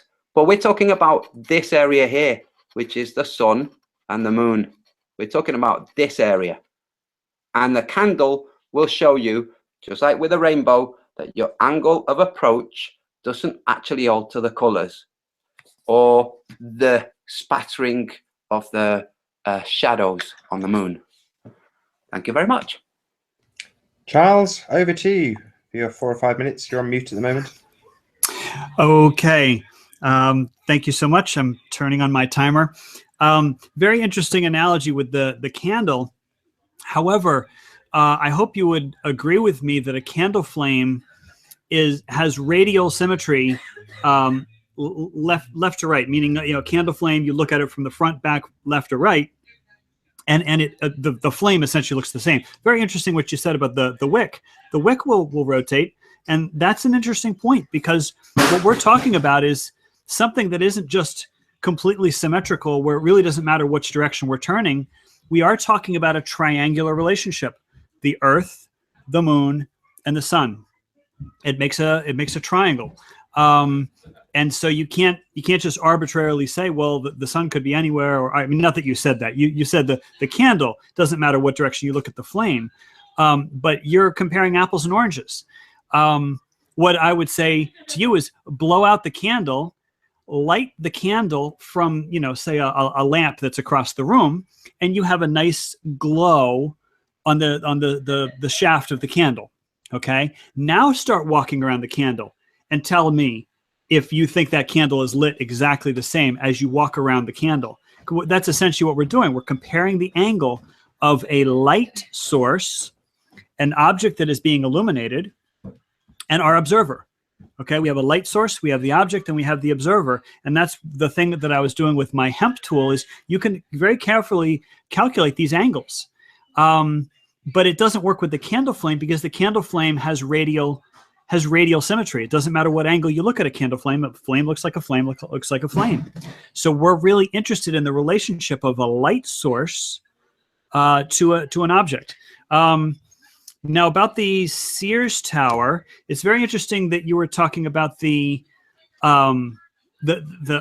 I think you used the word refraction, but maybe you didn't mean to. The fuzziness, let's say the blurriness of the edges of the tower. One of the things that I was very careful with, and that's one of the reasons why I like doing stuff on a Mac, because when you drag a handle on the Mac, you've got a piece of graphics and you drag a handle, it almost always scales it proportionally. Okay, it scales it proportionally. If you're on a PC and you drag a handle, half the time it stretches or squashes, and oh my goodness, PCs really drive me nuts. I have to use one at school. But the Mac, I was very, very careful to take the image of my reference image of the nice Sears Tower, Willis Tower, and I scaled it. I scaled it proportionally, but it wasn't just the width I was looking at. And so I'm going to say you have a very good point. If I was just looking at the width, maybe the width was a little blurry. I was looking at the whole picture. And one of the things that's very distinctive about the Sears Tower is you have this shoulder. I'm going to call it a shoulder for lack of a better term. And I don't know if you can see, and I don't know if I'm full screen or whatever, but basically, you know, you have the top of the Sears Tower, which is represented by this envelope, and then you have this, you know, this narrower portion. And so this is a very special geometry. So even if this edge right here, even if this edge was a little blurry, there is still, it's the height from here to here. It's a very, very distinct height. And if you go back and you look at those images, you'll see that I really tried to have everything like apples to apples. I wasn't just going by the blurry width. And what else? what else did you say? I've got another. Oh, you mentioned the Halley's Comet. And I heard somewhere it's actually pronounced Halley's. He was a British astronomer, if I'm not mistaken. So you are absolutely right in that the motion of the comet has nothing to do with math. So can I give you a point there? The motion of the comet has nothing to do with math. Now I'm going to take a point back, and I'm going to say we can describe the motion of the comet with math. Again, the math is not the comet. The comet is real life. Okay, the comet's doing what the comet's doing, but we can describe the motion with math.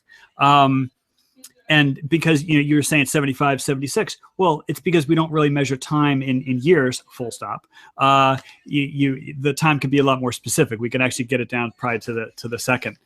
Now, oh my goodness, we're going to spend the entire debate talking about GitHub. Okay, you said the phrase, they did not know what they were doing. Oh my goodness, that is not correct. That is absolutely not correct. They knew exactly what they were doing. They did not program it to recognize the comma. So what I did is I did a little test.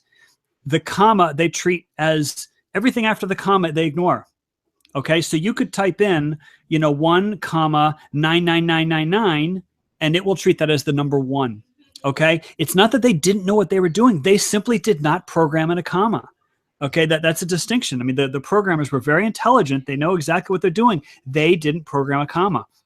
And like I said, try it with your bank. Try typing in a comma with your bank and see how your banking software works. And it's just not going to work. I think I'm over time. I was going to say, you've had a hefty response. You've got a couple more points though, if you're not, Charles. I have right. So can I segue into point number 4? You go ahead. Okay. Let me do screen sharing. And you're there. Okay. All working great. All right. You're good? Can you see me? Point number 4?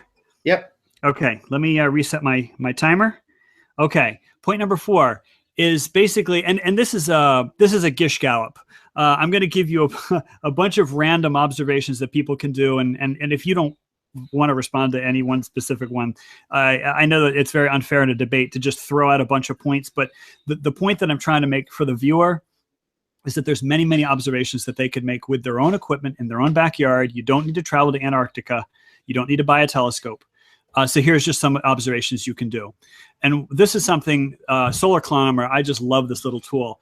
And basically, this is my design, okay? So if you make a solar clinometer, you can credit me. You need a little piece of cardboard, a little scrap of cardboard, a pencil, a protractor, some string, a clip, and some tape. And you tape the pencil onto the protractor. You have it stabbed through the cardboard. You have the clip hanging down with the thread.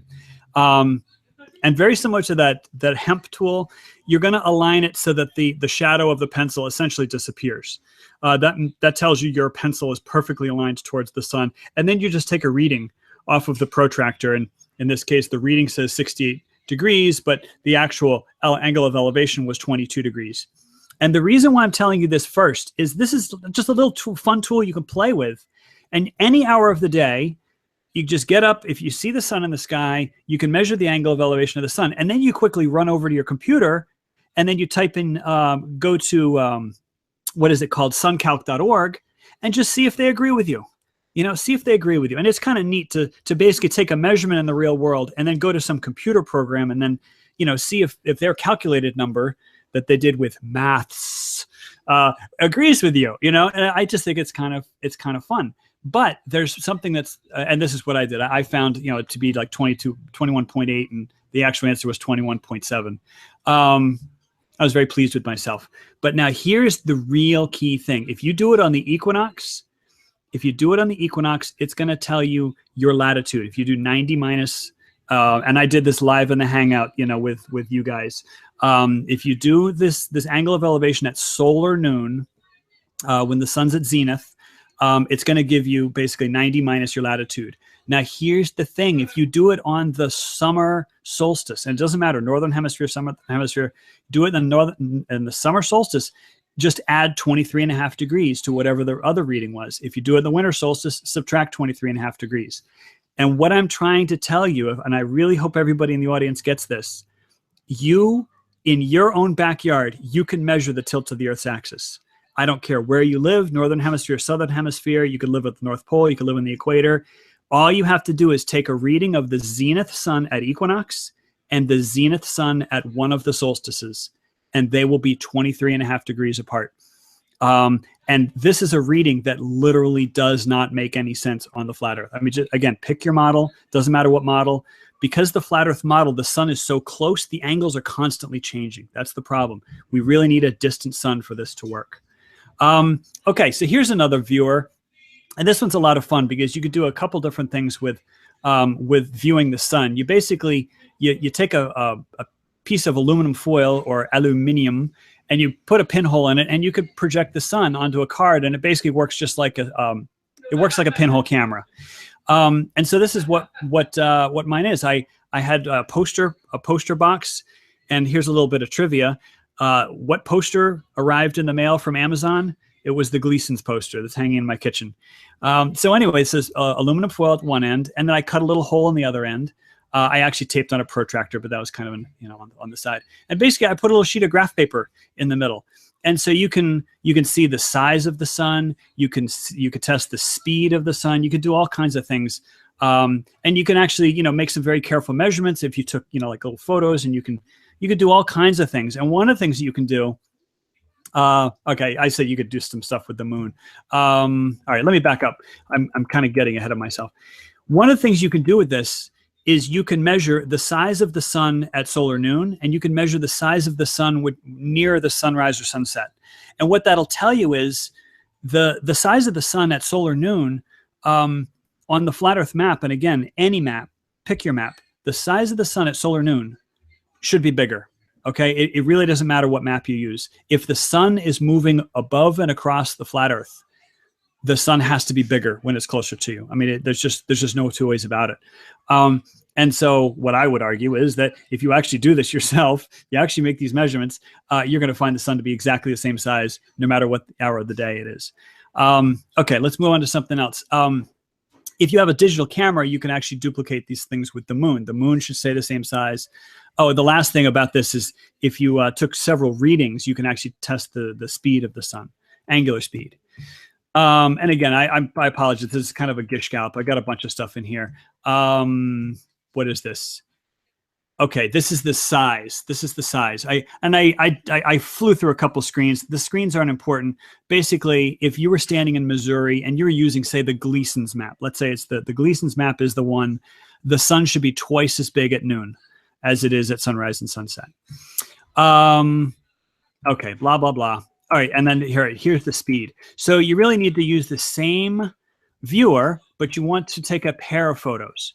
And when you take a pair of photos, you take the first photo and you make sure that you don't disturb this little viewer. And then maybe 10 minutes later, you take another photo, and then here it is. I just drew it out on a sheet of graph paper, and there's my little ruler, and I just measured it very, very carefully. I'm writing down the minutes and the seconds, and then you can figure out the speed of the sun. Now, why do you want to figure out the speed of the sun? Again, if the sun is close, then the sun is going to move faster in the sky when it's over your head versus when it's at the horizon. And then, of course, you can also do the same thing with the moon. So here's an illustration. This car is driving the same speed. So I just drew a bunch of little cars. The car is traveling the same speed. But if you look at it when it's closest to you, it's traveling more degrees of arc. When it's further away from you, it's traveling fewer degrees of arc. So again, if the sun is flying above and over a flat Earth, again, regardless of the map, the sun should literally be moving faster across the sky when it's closer to you. And so here's just a bunch of math, showing you, this angle, and again, I'm using the Gleason's map, equidistant azimuthal map. And I think I have 1 minute left. I have 1 minute. Okay, so I'm just going to fly through this. It should go twice as fast. If you're in Missouri, it should go twice as fast overhead. Astrobrandt has got some nice pictures. Astrobrandt too, he really has a nice photo bucket, and anyone can go just Google photo bucket and Astrobrandt. And basically this describes exactly what I was talking about. Over the flat Earth, notice that the sun is getting smaller, it's sort of swooping away, and it's also moving faster when it's closest to you, and it's slower when it's further away from you. And we simply don't see that in the real world. And I think that's time. Again, don't believe a word I say. Please don't believe a word I say. if you take nothing away from this, but my one message, my one most important message, I'm trying to stop screen sharing here. My one most important message, ladies and gentlemen, is please, please, please make these measurements yourself, and forget me. Okay. Very good. Antonio, do you want to take maybe 4 or 5 minutes to respond to that? Absolutely. First of all, let me screen share. I'm really enjoying this, by the way, Charles. Thank you. This is Gollum climbing down, lit by the moon. Notice very little colour, all washed out. The moon is washing out the colour. Pay attention to the colour, everybody. This is green. If I was going to draw this, it's a grey-green, grey-brown, grey-green, grey-pink. This is for the cinema to show nighttime lit by the moon.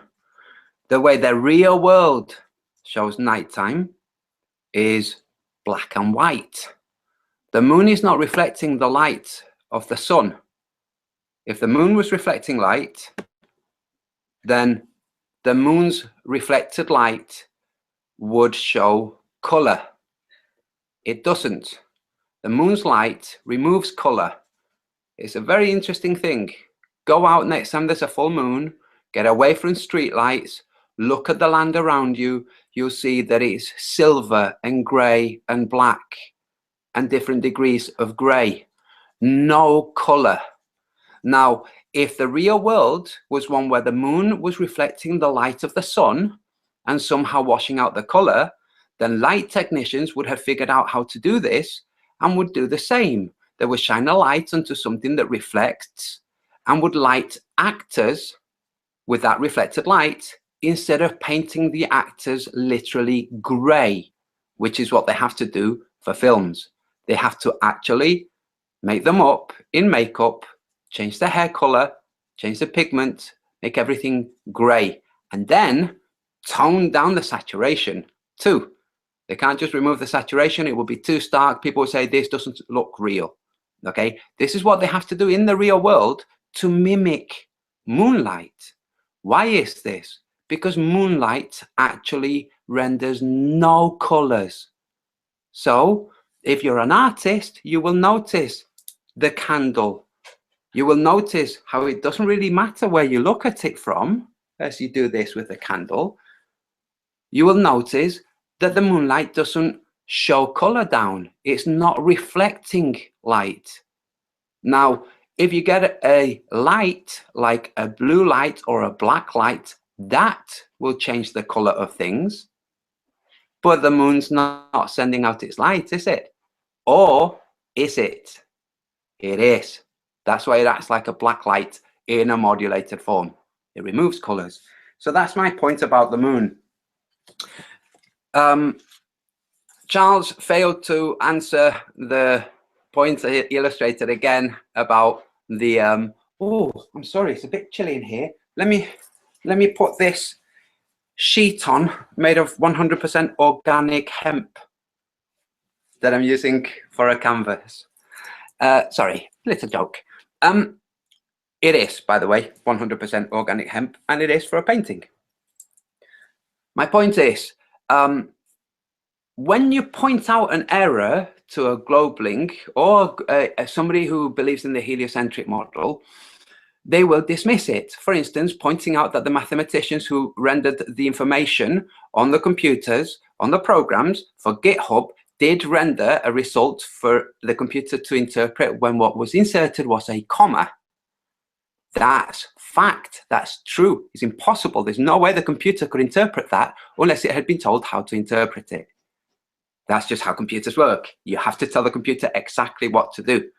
But it's inconvenient, so Charles just disregards it and moves on to something else. Oh, okay. Sorry, Nathan, distracted by your comment. So this is generally what happens. You bring an observation, it's dismissed. You bring another observation, it's dismissed. Instead, what's brought back is things that are supposed to be a certain way because maths can help interpret this supposed other way. When you point out, well, the light isn't actually bouncing light here, it's sending light here, it's dismissed.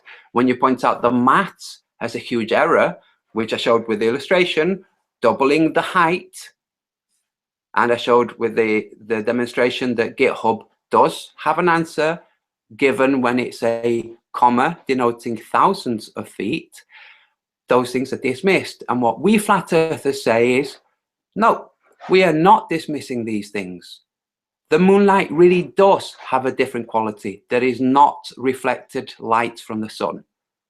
The moonlight does behave in a way that you cannot explain because your explanation is based on light reflected from the sun, which we've demonstrated isn't the case, because if it was reflected light, it would actually shine light down, which would help bring out the colors of the objects on which it's falling. That's not what happens.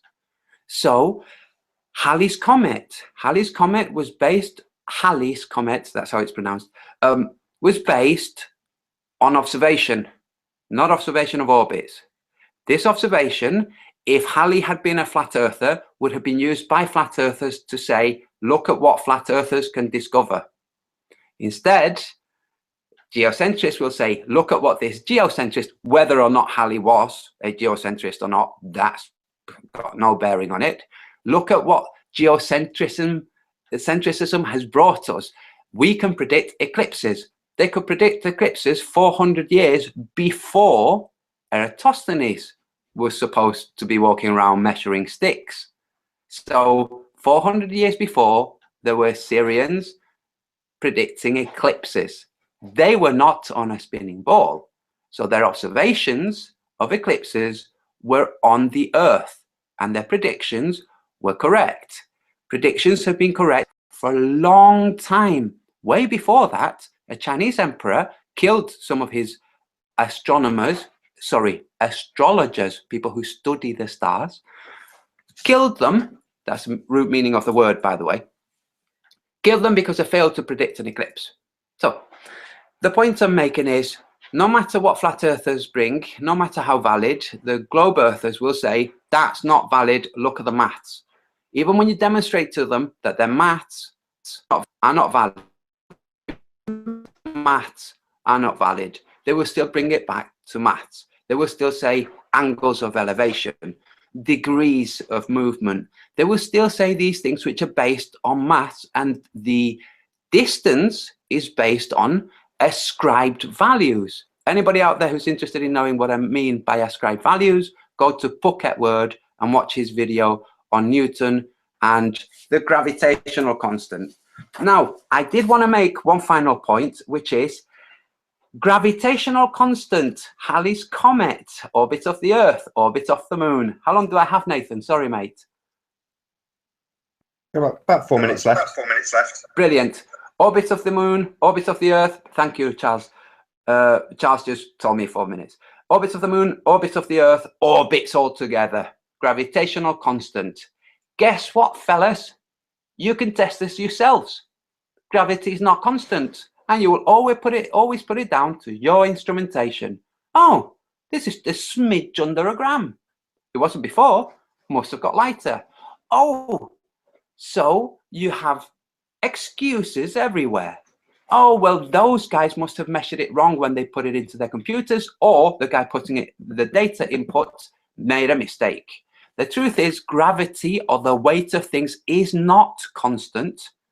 The pull and push of the spin is not constant. It's magic. Magic is what the astrophysicists are doing. And for magic, they use zero a lot. Now, if we want to know what zero means, it means nothing. That's what it means. It's used to say lots of things. So if you have 17 nothings, you have 17 nothings. But you can interpret that as whatever it is that mathematicians want to interpret it as. Now, gravity is not constant. The speed of light, not only is it not constant, it doesn't exist. Light does not travel. If you have a box made of mirrors and you'll have a lamp inside and you switch that lamp on and then you switch that lamp off, light stops being there. It doesn't carry on bouncing photons around so that the light in that box carries on being there, which is what the heliocentric model says is light, photons traveling. So, unfortunately, we have lots of observations that can be demonstrated, that can be replicated, and the geocentrists have observations of their models, which they can demonstrate with their models, not with the real world. That's it. That's my conclusion. Super. Charles, do you want to take maybe 4 or 5 minutes to respond to all of that? And then I know you've got one last point to round things out with, and then I don't know if Antonio will respond to that with a further point, or if we'll get into maybe a little bit of back and forth. But if you just want to respond to Antonio's last points and then move on to your final point. Okay, thank you so much. And I got my timer set, so we are good. Very, very fascinating things what you said, Antonio, about the light of the moon. And for a second there, I thought you were going to use Lord of the Rings as, or was it Lord of the Rings? Gollum. Which was the first one? The first movie. It wasn't Lord of the Rings. It was in the Lord of the Rings. The Hobbit, right? No. In the Lord of the Rings, the first movie was called The Fellowship of the Ring. Okay, and is that where they introduced the? Okay. Just to clarify, we're not taking time from you, by the way, Charles. There are two series. The first one that was filmed and made was The Lord of the Rings. Okay, the story before that was made afterwards, but the story before that was The Hobbit, but it was filmed afterwards. Okay, yeah. So I was thinking that you were going to use the Lord of the Rings as evidence, but it was wonderful what you said about the palette and the filmmakers. You know, they very carefully select palette, but it got me thinking: how come we don't see color? How come we don't see color at night? And this is something that I'd have to test. This is me just off the top of my head. I think it's because the light is so dim. The moon to me looks like it's a very bright white light. It almost looks fluorescent. I mean, it really has a wonderful quality, but it almost looks like a fluorescent white light. So what if you were to take a room that has very colorful things in it, blankets and books and whatnot, and at midnight, turn out all the lights, but then have one of these little LED LED flashlights, a white LED. I mean, you can't do this with a real flashlight because the real flashlight may have yellow light. So do it with a single, like one of those little, single LED, like you put on your keys, like you're supposed to be shining on your keyhole. And then what I would suggest is that try to take a picture. Try to take a picture with a digital camera, with a tripod, and you're an artist, so you know about bracketing exposures. So what I would ask you to do is take a series of photos, bracket the exposures so that you could get the room to look bright. I mean, and if you have a long enough exposure, you can get the room to look as bright as you want. Just that's how we take pictures of stars. And so I'm thinking that if you did the same thing outside with the moon, you would be able to get all the colors that you wanted if it was a long enough exposure that you got enough light coming from the moon. About the eclipses, very, very good point about Halley's Comet and also eclipses. It is by timing. Absolutely right. You have no argument there. It is by timing. But I would say you can go further. So on the one hand, you could say, up, up, up, down, up, up, up, down. I'm just following a pattern. It's not math. It's not globe Earth versus flat Earth. But on the other hand, you could say, we see these bodies rotating around each other, so we're going to predict an eclipse. What I don't know is if they were able to predict solar eclipses that well. So, for example, and it's unfortunate, both you guys are in the UK, but we have this big thing that's going to happen here in the United States in next August. And they're calling it the national eclipse. It's going to be an eclipse that is going to be visible from all 50 states, at least a partial eclipse. The center of the eclipse, the totality of the eclipse, is going to be a little swath that just cuts right across continental United States. And people are going to take off work. They're going to take off work to see this eclipse. I mean, it's the first time it's happened in 100 years where everybody in the United States has been able to see it. And the thing is, you simply can't predict those events just by patterns. Like it's been 100 years, and the last time it didn't take that same path. So the heliocentric model goes beyond up, up, up, down, up, up, up, down. Okay. I totally get what you're saying about the patterns. Lunar eclipses are a lot like that. Every 6 months, usually is a lunar eclipse. And I think that might be my time for the response. Yeah, you got another minute. Oh, okay. So a couple more points. The gravitational constant and other constants, speed of light, they are going to be refined over the years. If you look up, and there's probably things in scripture where they say, people have worked out the math and they say, oh, the Bible says that pi is 3. And it's like, well, there's some numbers written in certain scriptural passages, but 3, approximately 3, and then maybe say, well, that's approximately 3.1. Well, then they get the measurements more precise, 3.14, and then everyone uses 3.14. Technically, 3.14 is not pi; it is an approximation of pi. So, because we're getting a closer and closer to the real value, it shouldn't take anything away from us that our precision is increasing. It doesn't mean that the people who said it was 3.14 are idiots because it's 3.14159. It shouldn't take anything away from the people who came before us. We're just trying to improve upon their work. Okay, I guess that's it for my response. Okay. Yeah, we got one last point though. So launch into my last point. Okay, let me turn on. Okay, I'm sorry. My wife's saying something. Hold on a second.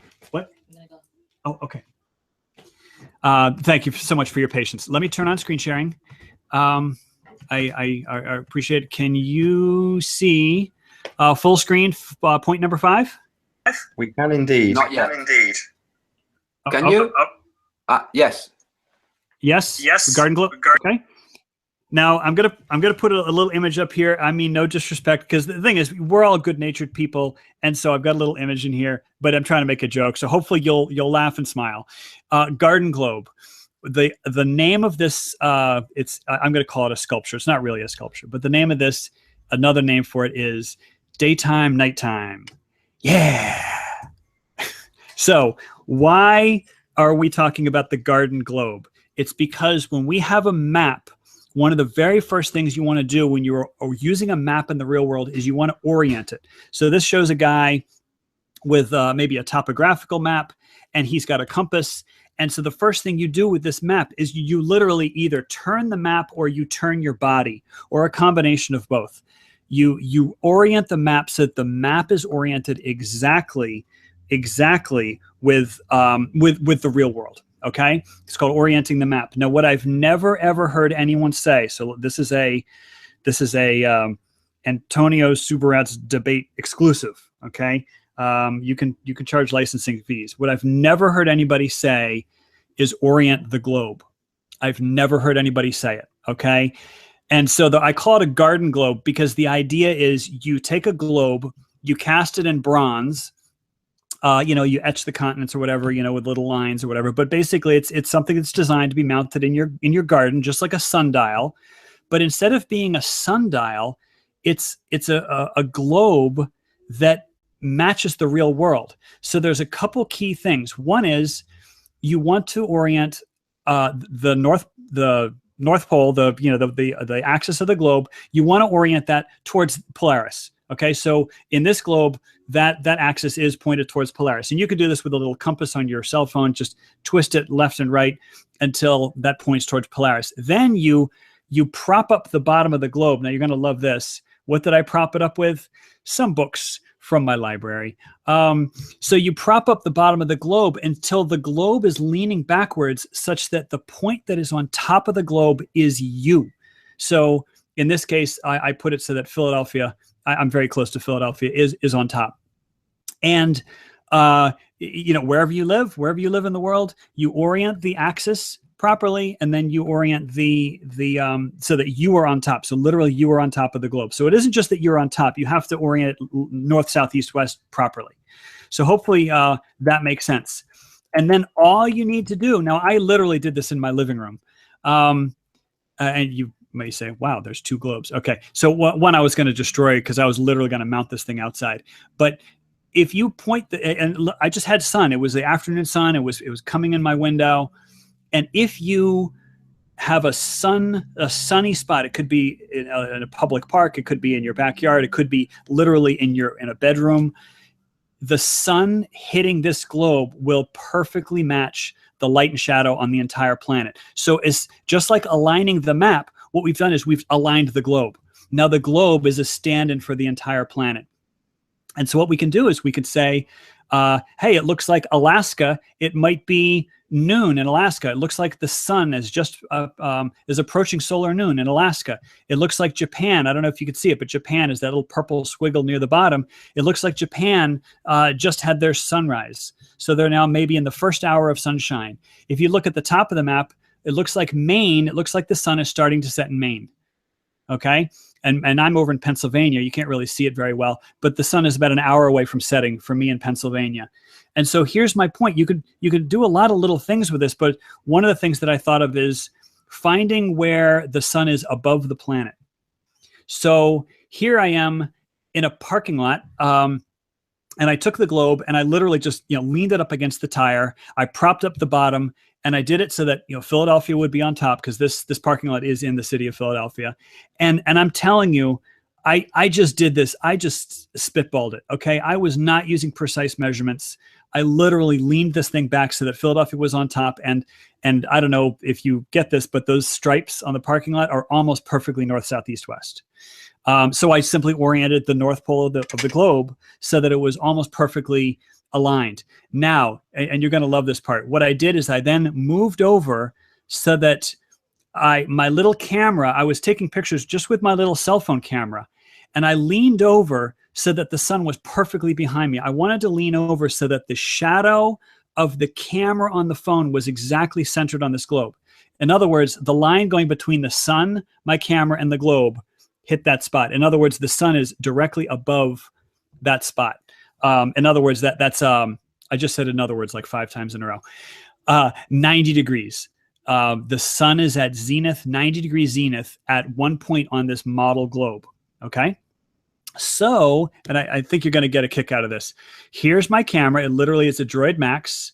So that's the size of the shadow, because I mean, you'd see the shadow there. So there's the shadow. So where's the camera?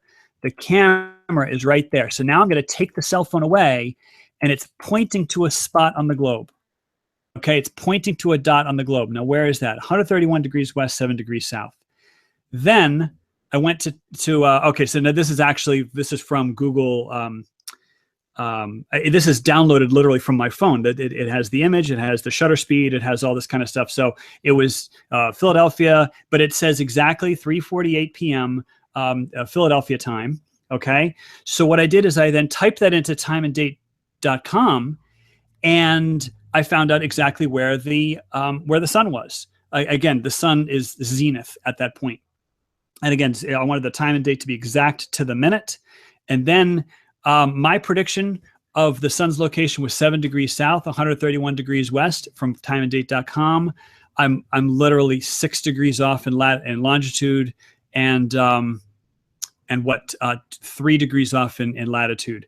And the thing is, I'm a fun-loving guy, and I like to play around with this stuff. I really do. I enjoy, getting in and making these observations.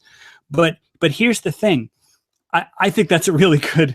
I think that's a really good result. Again, I was not using precision. The only thing I was aiming for was that the lines of the parking lot were lined up with the globe, and that Philadelphia was on top. And look at the precision that I found. So this is the spot where my camera was, and then here's the actual spot where the sun was, according to timeanddate.com. And so what's the bottom line is, I just made a prediction. That prediction it's off. Okay, it's not a perfect prediction. I think maybe if I had some more precision, maybe I would have gotten better. But you can't do this on the flat Earth. I don't care what map you're using. There is no way you can take a flat Earth map, stick it out in a parking lot, take a picture of it, and then make a prediction. It is absolutely impossible. So this doesn't prove anything, and that's something I really want to emphasize. I'm not trying to prove anything here. I'm just saying that the globe model really, really works. It's not perfect. It's not reality. It's just a globe. It's just a model, but it really, really works. And I think that's it. Again, please don't believe a word of what I say. Just try this stuff out yourself. And if I could turn off, Antonio, I'm trying to turn off screen sharing. Cancel. Okay. Just want to pop yourself up. Perfect. Antonio, if you want to take 4 or 5 minutes to respond to that, and then I don't know if you've prepared anything in the meantime, or if you want to just go straight on to back and forth. No, that's fine. My points have been covered. I mean, I've covered my points. So the model really works. Yes, it works. However, if you take your globe and you measure the distances on your globe between the coastlines, you'll find that they don't match timeanddate.com. And we could do that right now with a piece of string. So what happens is timeanddate.com has made a representation of what happens in the real world. And then when you try to put that representation onto a physical globe, that's when you come a cropper, because the distances kind of vary to a degree that's not acceptable with something that's representing the actual true shape of the Earth. So that's as much as I'll say. If you want, Charles, we'll now get into a back and forth where we respond to each other's points. We can both unmute. If one interrupts the other, everybody will see what happens because the camera will kick over. But if something's really if somebody's really being obscene or stretching truth to an unacceptable point, it's perfectly fine to object. So would you care to establish whether or not, have you established this, whether or not the distances between the continents are correct on your globes? The answer to the question is I have not. There's crazy feedback, guys. You must mute when you're not talking, otherwise we'll have crazy feedback. Do you have earphones, Antonio? Yes, Because if you plug in your earphones, I think that's where the feedback loop is coming. So while here's plugging them in, a little bit ago, he did ask me if I had made measurements on my globes, because I now have several globes. I just purchased a couple at a secondhand store. And my understanding is that these globes, that the representation of the continents and the countries and things like that, the oceans, are probably within a percent. You know, it is mass produced. This was made in a factory. You know, it's made out of cardboard. Okay, so you're going to have tolerances. But my understanding is that maybe a percent off. So I'm very interested to hear what you have to say about the distances being off. Okay. Antonio? Okay. So firstly, do you know the ratio difference between Africa and Eurasia? When you say ratio, are you talking about area? Yes. Yeah, I think Eurasia is what, about 1.8 times Africa's area? Yes. Okay. Okay. Yes. Is your Eurasia 1.8 times, almost twice the size of Africa on your globe? So here's Africa. Uh-huh. And then here is Eurasia, and it is covering significantly more area. So would you? So I mean, sorry, would you move it a little bit further away and move between the two whilst you speak, so we can establish whether or not? Okay. So here's Africa. I hope you can see that. Okay. And then I'm going to tilt it down, and here's Eurasia. Here's Africa, and here's Eurasia. Eurasia looks significantly bigger. Eurasia looks almost twice as big to my eye, but not quite as big. Not quite twice as big. So it does look significantly bigger. Whether it's 1.8 times as big, I couldn't say. I'm just eyeballing it. One of the things is that Africa is like it's this solid, it's almost like an island. It's not an island. Whereas Eurasia has got these fingers that spread out. So it's kind of tough to judge them, but it does look like Eurasia is significantly larger.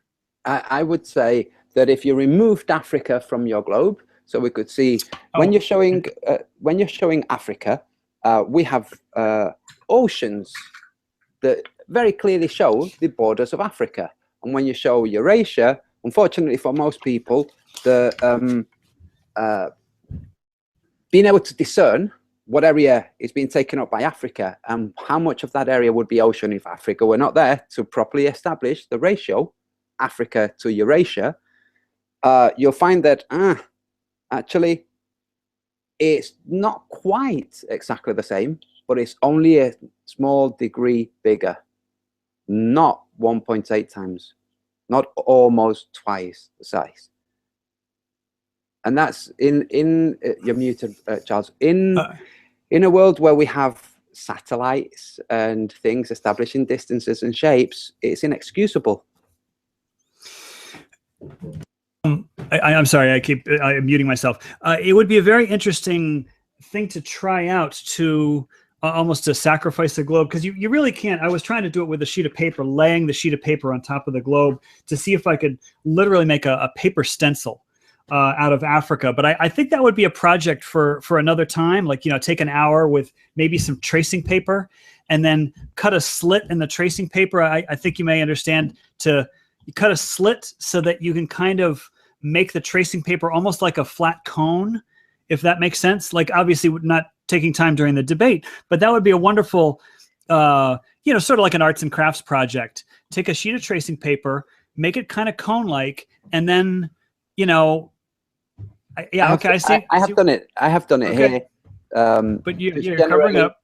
I'm covering up. If you see, so I've come to the borders of Spain and the Arab Peninsula, and now this is the size of Eurasia, right? And this is, and this is the size of Africa. Yeah. To my eye, it looks smaller. It looks significantly smaller. But the thing is, I don't want to argue, opinions here. It would be nice to take literally scissors, cut out the stencil of Africa, but do it with a cone so that it was sliding over the surface, and then slide it over to Eurasia. I think it would be a fascinating comparison. Yeah, me too. But if it's off, first, you said like it can be off by 100 by 1%. Right. That's fair enough. Apart from when you establish that 1% means hundreds of miles. Yeah. So they're off. This is the main point. If we're talking about something that has been established by objects that can travel outside of the Earth's atmosphere and take diagrams, take pictures, live stream, not spliced together photos from high altitude, but from outside of the Earth's sphere, so you can see the ball, the roundness of the Earth. There is absolutely no reason why globes would not represent that. Would you agree?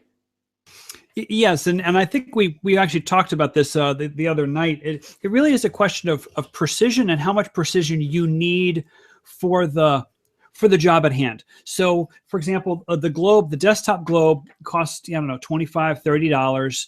What is the purpose of that globe? Is the purpose of that to determine, something very scientific, or is the purpose so that people can see where the countries are, where the continents are? And like I said, the 1%, yes, 1% is hundreds of miles. But if you were interested in a very specific application, you wouldn't use a globe. You wouldn't use a desktop globe. You would go in and you'd start using maps. You'd start using, much, much more precise information. I mean, heaven forbid I should talk about Google Earth, but, you can zoom in and zoom in and zoom in and to work on the more precise project.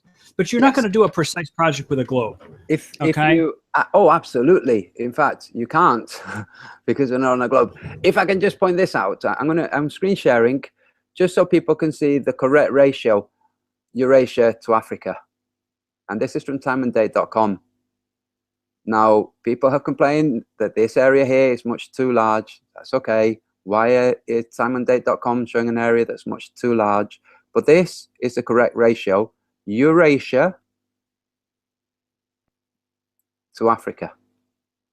So just so people can start to think whether or not their globes at home represent the real world, or whether their globes at home represent an idea. Can I jump in? Sure.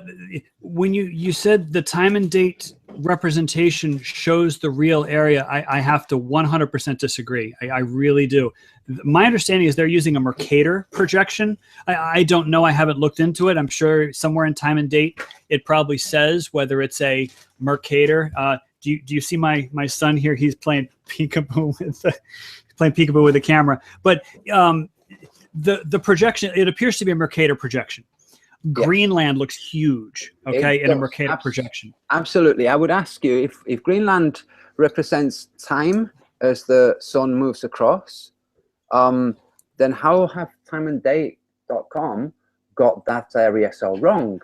Now, if what they're doing is they're representing the main land masses corrected ratio, we're talking square million miles.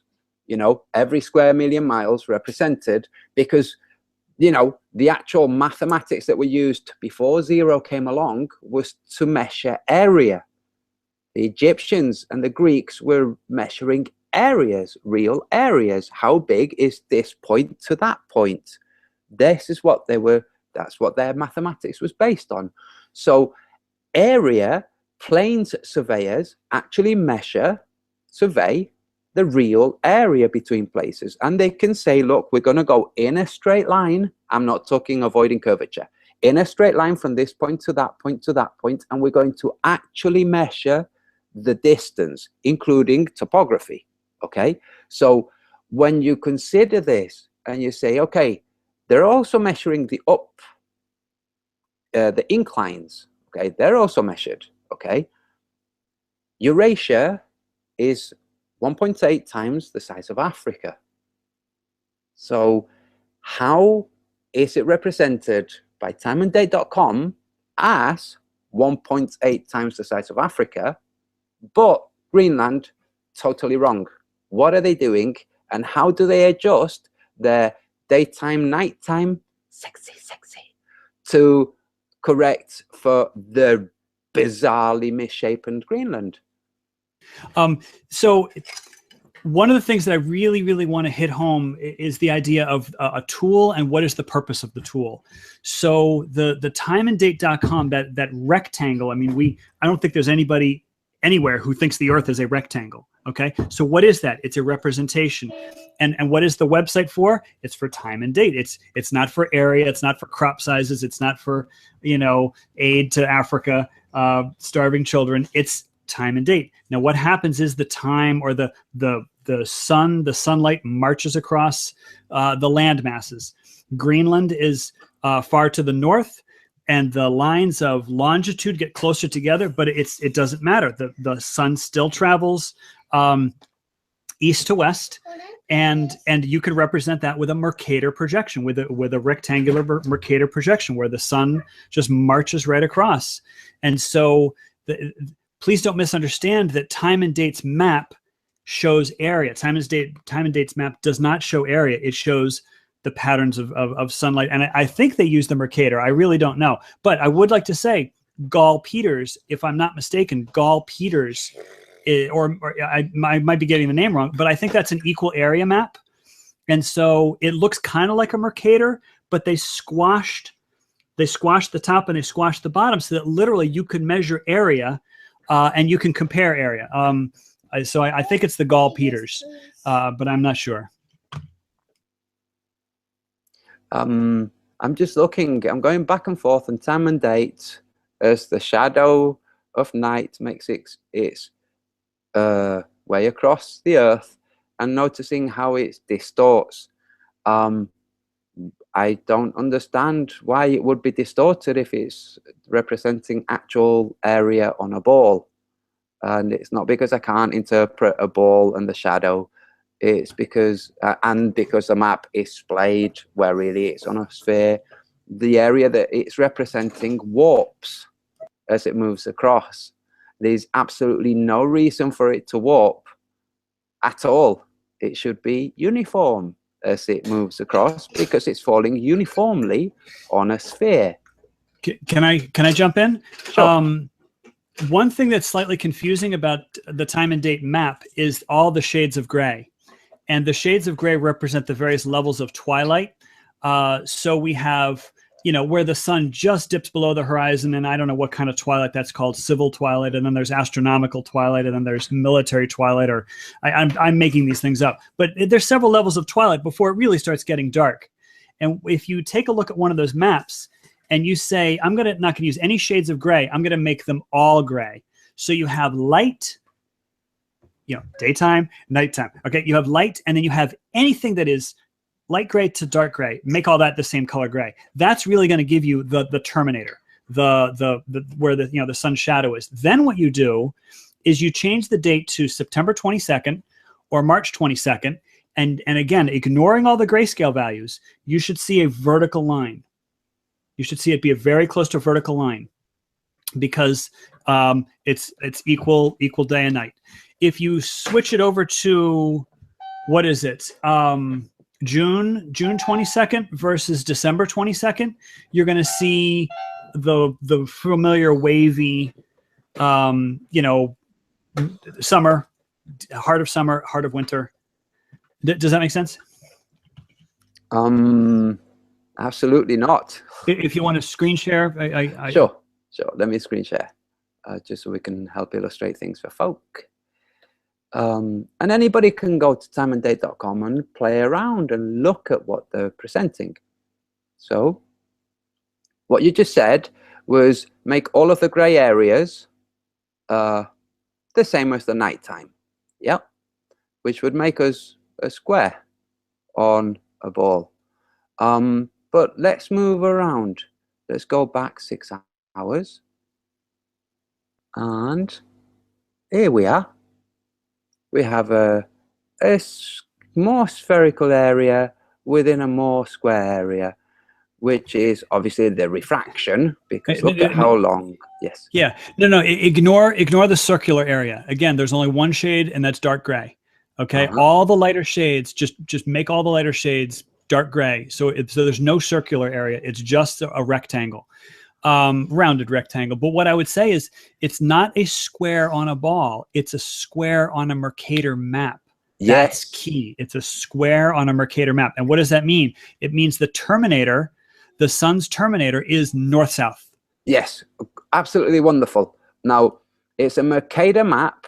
We're talking about this line here, the straight line here.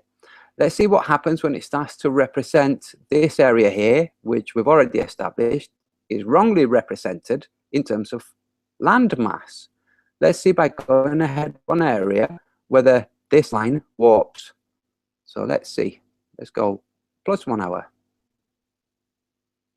Oh dear, it's not warping. It's now halfway through that landmass.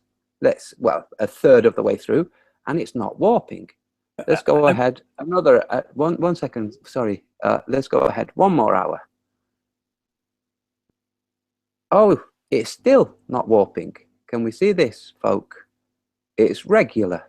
It curves here, just like it curved here. It's this area here, which is misrepresented, is represented on this, which is supposedly representing a globe on a flattened map to show the daylight. So for some reason, this area here, which is misrepresenting the actual land mass, is here misrepresenting actual land mass, is here somehow, is it misrepresenting actual land mass? What about here? So do you have a response, Charles? Yeah, yes. Again, the purpose of this map is not to show area. The purpose of this map is to show the progression of the sun, and in this case, the terminator, because we're ignoring the shades of gray. And so what I would say is, because this looks like a Mercator projection, again, I'm guessing, just draw vertical lines, just a series of vertical lines. Every vertical line you draw is a line of longitude, okay? And lines of longitude go perfectly north-south.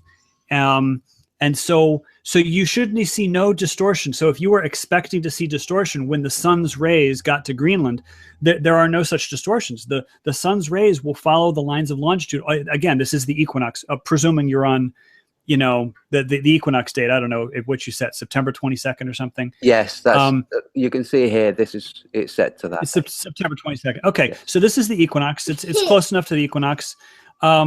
but you should expect no distortion. It's literally a vertical line that is just marching across the map, which is a Mercator map. Now, again, the Mercator has the North Pole, which on the globe is a dot, stretched out to be the entire top border of this map. The entire top border is supposed to be a dot on the globe. So, but since the sun is just marching across, you should see no distortion. So let's get this straight. This is denoting a straight line on a globe, and as the hours progress, this straight line falls on a landmass that is represented here wrong. Is that what you're saying? When you say it's represented wrong in terms of area. It's represented perfectly correctly in terms of longitude. That's the point. It's representing the area wrong in terms of time. Right, but the purpose of a Mercator map was never to compare areas. There are other maps to compare areas. One of them, I believe, is the Gall-Peters off the top of my head. So if you wanted to compare areas, you would not use a Mercator projection. You would not go to timeanddate.com if you wanted to compare areas. If all you wanted to do, oh, by the way, that's what I look like when I've been working out. That guy who's been injecting himself with oh God. Okay, well, each to their own. So this map, this is the Gall-Peters. Yes, this is an equal area map. So now let's imagine that we have this light going across the same way as we had on the previous map from timeanddate.com. So let's establish this is the peak, the easternmost point of Brazil. Let's see where it falls compared to Greenland.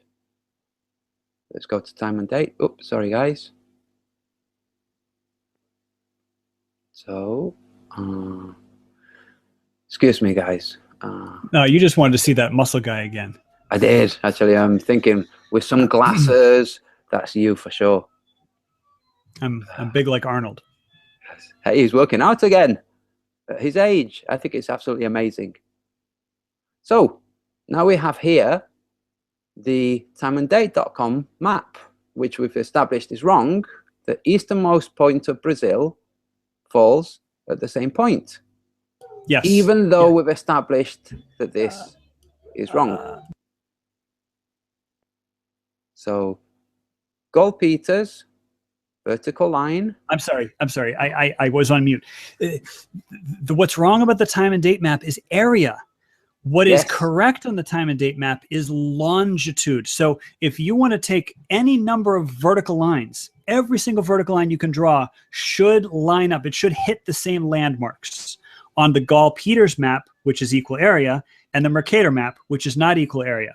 But what the Mercator map does not distort is longitude. It only distorts area. I hope that makes sense. Oh, yes. We all understand how distortions are happening. So one of the interesting things that we find from things like the equinox is a time difference. As you said, it's a vertical line. So let's go back 6 hours. So we'll go This back. doesn't look like the equinox. It is the equinox. No, it's in October. I saw the date. Date's October. Oh, right. Sorry, my mistake. Right. Oh, yes, I hadn't reset it. So 22nd. There's actually buttons that you could push for March equinox, and yes. It's right underneath the map. There's like hotkeys for equinox and solstices. Good. So we see here, this is the latitude along which the light is falling on the Earth. Now, longitude, lines of longitude. Longitude. Yes. Longitude. Excuse me. So everybody can see. Like, I'm going to zoom in a bit closer. So this line, let's pretend that this is completely vertical. It's not. It's slightly curved, for curvature. So Greenwich, Spain, but Spain is an hour ahead in time in the real world. Now that's confusing to people looking at the time at the equinox. But of course, it would be excused away sure, by maths. No. You're talking about time zones, and time zones are artificial, human-constructed devices. The sun is going to light the Earth the way the sun lights the Earth, regardless of what time zone you're in. Yes. So the way things are displayed is based on when sunrise happens. So sunrise in the UK versus sunrise in the UK. Versus sunrise in Spain. So and again, you have to say which part of Spain, because Spain is taking up a significant width. yes, So you have to say, what city in Spain. But if you draw vertical lines, I'm telling you, if you draw vertical lines, and on the equinox, sunrise should be within minutes apart, and I can explain why it's not going to be exactly the same time. Let's imagine, just for the sake of argument, that this area here, which is Catalonia, is at dawn, and this area here in the UK is just about at dawn. Okay, so at the same time, but time in Spain and its sunrise is an hour ahead. That would say to me that this point in the real world is here, in the real world. But of course, let's not study maps too closely, because then the globe starts to really fall apart. Now, we were going to do an experiment, you and I. We were going to, sorry, let me close Windows, get back to wherever it is that the Hangout is. Here we are. Sorry, everybody. We were going to establish how correct your map is, your map, which has been curved onto a ball. Do you have a marker? What are they called? These black markers. There's a name. Sharpie? Sharpie, yes. This trade name that somehow has become ubiquitously the domain of the black marker.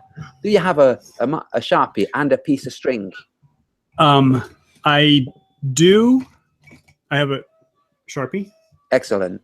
And it's not a string, but it's a headphone cable. It's good enough. Oh no, because you're ruining it.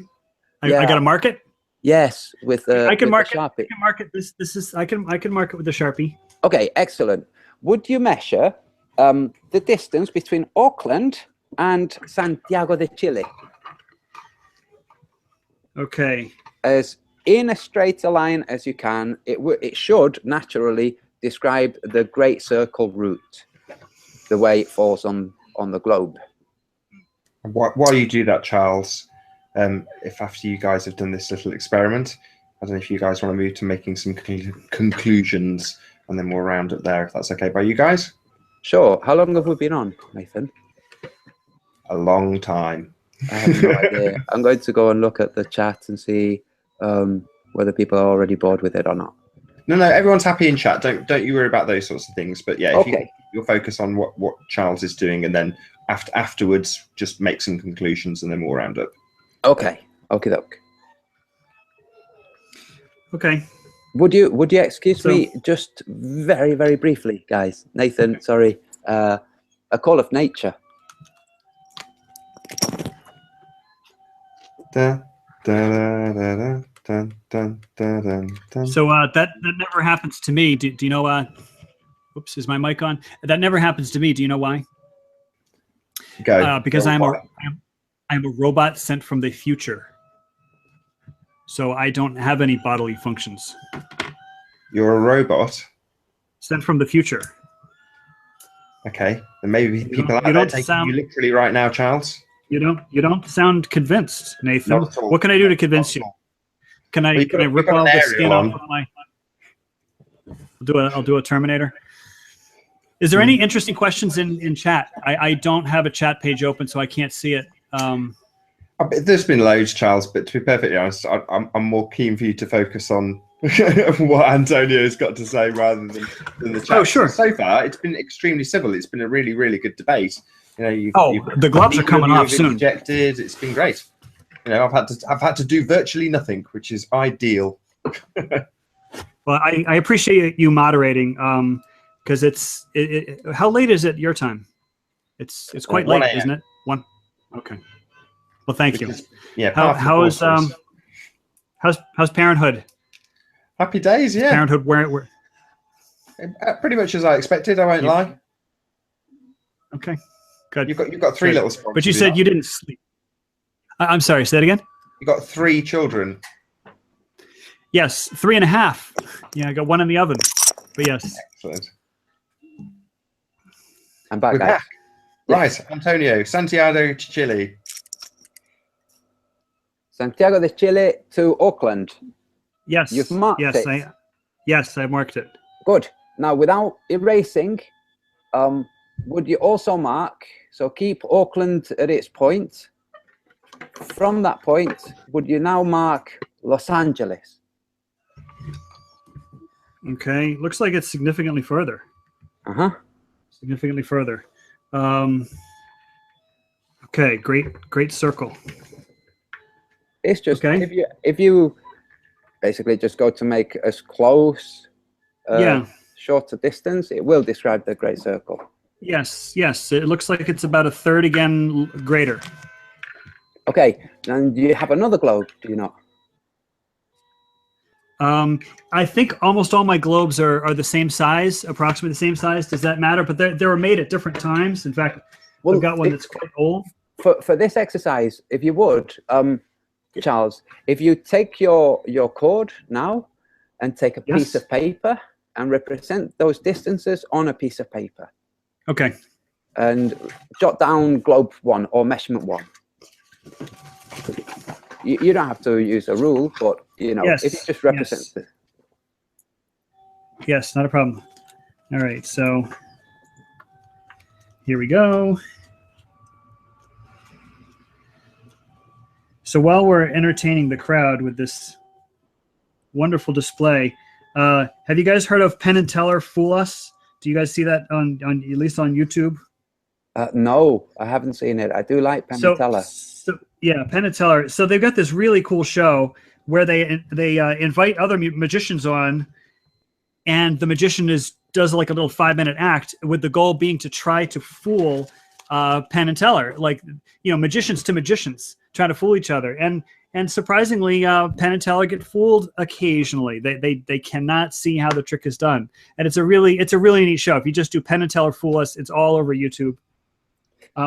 Mars, can you get me that globe, please? So this tells us. Hold on, Antonio. I'm sure Charles was going somewhere with that. No. It's just it's neat because everyone likes to watch magic, but it's nice to see the interaction between Penn, because he's the one who's talking, and these magicians, because you're not supposed to give away the secret, so they talk in code. They use these words that if you're a magician, you know what lapping means. And so Penn was like, I lapped it. And he's like sticking his tongue out, I lapped it. And I had to look it up later. And lapping means that you take something that's on the table and you just sort of fling it into your lap, and magicians know that term, but so it's like they don't give away the secret, but that they talk to you. And it's a very supportive show. No insults, no criticism. It's really nice to watch. Anyway, I've got the new globe. Will you do likewise? Okay. And I'm totally going to accept whatever you represent. I'm will assume, and I'm happy to assume this. I'd rather trust people than distrust people, which is why daytime, nighttime videos get made sometimes. That you will represent correctly what your findings are showing. Okay, so we have Auckland to Santiago. Where's my Sharpie? Do you see my son? He loves visuals. Yes, and he loves spending time with his dad. So that's lovely. So while Charles is doing this, Antonio, maybe you can fill in some blanks for the audience. What's going on? Why is he doing this? What I'm going to hopefully demonstrate is that 2 different globes are going to have 2 different distances, and that this is inexcusable. Now, we have Google Earth, which is a rendered program that's going to render whatever the results are supposed to be according to the maths. But people who travel by sea, people who travel by air, people who travel a lot will tell you things in the real world are not as they're represented on the globe. They will actually tell you this. If you haven't lived away, if you haven't moved away, if you haven't traveled a lot, you won't know this. You'll either have to accept Google Earth, or you'll have to accept people saying things are different to how they're displayed on globes, but you won't know for sure unless you travel. So, Charles, what Yes. stage are you at? Okay. So it does look like my globes are, and I don't know if you can see, maybe if I could do screen, or is my screen automatically when I'm talking? Yes, my, it is. It is. Okay. As soon as you talk, it goes back to you. So this was my starting point, and there's a blue mark and a red mark. And then the first globe, the red mark over here was it Santiago, Chile? And then this was at Los Angeles. And then the black, I again started Auckland. This is the second globe, Santiago, Chile. But then the black to Los Angeles was exactly the same distance. So sorry, Charles, if we took 12 different globes, we would find the same thing. The distance between those points, and we were working on the Great Circle route. Just so people understand this, the Great Circle route is not some mathematical trick. It is simply what distance what route a string will take between 2 points on a globe. So on a sphere, a football, it doesn't matter. On any sphere, a string will take a route between 2 points. You can't force it to take a different route. It will take one route, and that route will always be the Great Circle route. Yeah. Can I jump in? And you're going to think that I'm being like totally, wiggle room, oh, he's trying to talk his way out of this one. The thing is, this type of demonstration is something that I would really like to do with time. A well-lit room, like right now, the room that I'm in, the lighting is designed to like shine on the bookshelves and stuff. So horrible lighting. I'm using a headphone cable instead of a tape measure, and so that's my fudge factor. And you're going to say blah blah blah. Okay, but please, I am going to replicate this, but I'm going to replicate it when I've got lighting and time. And I can really do it precisely because I find precision to be really important. But this is an interesting exercise. It is. It is. The point of this, sorry to interrupt you, Charles. The point of this exercise is to illustrate to people a very simple fact. Globes have maps on them, and those maps are representative. Now, bear this in mind. They represent land masses and distances between coastlines within a landmass, coast to coast, and within that landmass and some other coast. They represent distances. Now, when you find that there's an error between one point and another, then you start to look, where else are the errors? How many errors are there? Then you move to a different globe. You do the same thing. And you notice that the globe is not representing actual known, not supposed, not theorized, known distances. Now, it's inexcusable. This is the reason why Google Earth doesn't have a physical globe that they sell. They have all the measurements, apparently, but they don't sell a Google Earth globe. The reason for it is when people started taking measurements with a string, something as technologically advanced as a string, possibly made out of hemp, that is going to tell you Google Earth is warping things. There is no reason to warp something that's representing truth. If you take truth and you warp it, you're dismantling the truth, or you're doing a magician's trick. And what I was going to say before, Nathan thought I was interrupting you. I noticed that you'd come to the end of your point, but Nathan, I think Nathan's, modding. So thank you, Nathan. I was going to say, this just goes to show that even people who are skilled at tricking other people can be tricked themselves, as long as they're not familiar with the trick they're being presented with. Now, with the globe, as long as you understand everything you're supposed to understand about it, you won't see the errors. When somebody comes along and demonstrates to you an error, you will think that it's a trick. It's not. It's simply an error. in the globe. And when people do this over and over, either you start to question the globe, or you question the integrity of the people who are making you possibly question it. Now, the reason flat earthers are flat earthers, the majority of people who understand the deeper implications of the flat earth, of the earth being flat, of sea level being straight lines, is that things have been hidden. And the things that have been hidden have not been hidden for good, kind reasons. And the reason we try to explain things to others is to try to bring attention to this, not so we can go lynch and hang and, you know, hung, drawn and quartered, you know, and litter our history with this. The reason for it is to simply start to arrive at a kinder world. That's the reason we do this.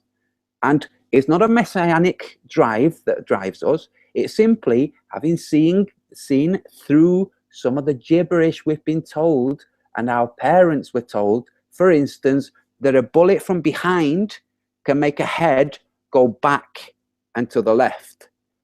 This, that a plane can have its wings fold in on the fuselage so it can fit through a doorway.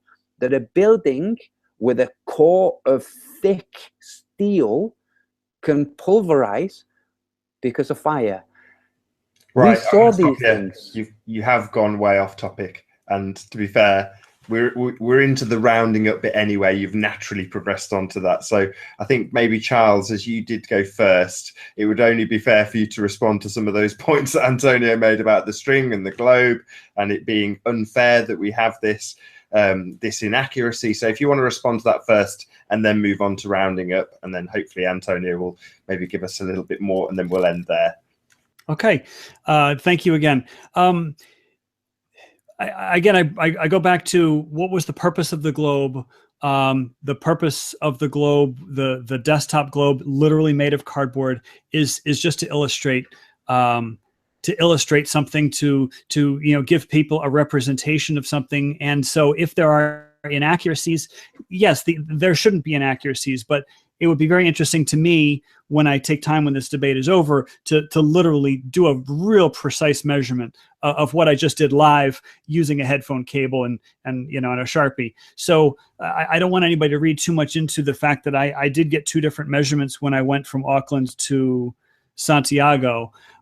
Because I think there may be some inaccuracies in the manufacture of the globe, or it could be me mishandling my headphone cable. But it's a worthwhile activity. But the thing about things being hidden, that sort of feeds into the sort of the motivations maybe behind conspiracy, and that's another human subject. Leaving aside the human subject, there are a lot of things that you can do on your own. So I would like to measure the globe, when I have some more time. So thank you for pointing me in that direction. You're welcome. I'm not going to cut into what you're saying. I'll just say that I did, in one of my very earlier videos, do this. So anybody can do it. String, Sharpie, globe. So yes. Anyway, Charles, would you like to maybe round out with some conclusions after this epic debate?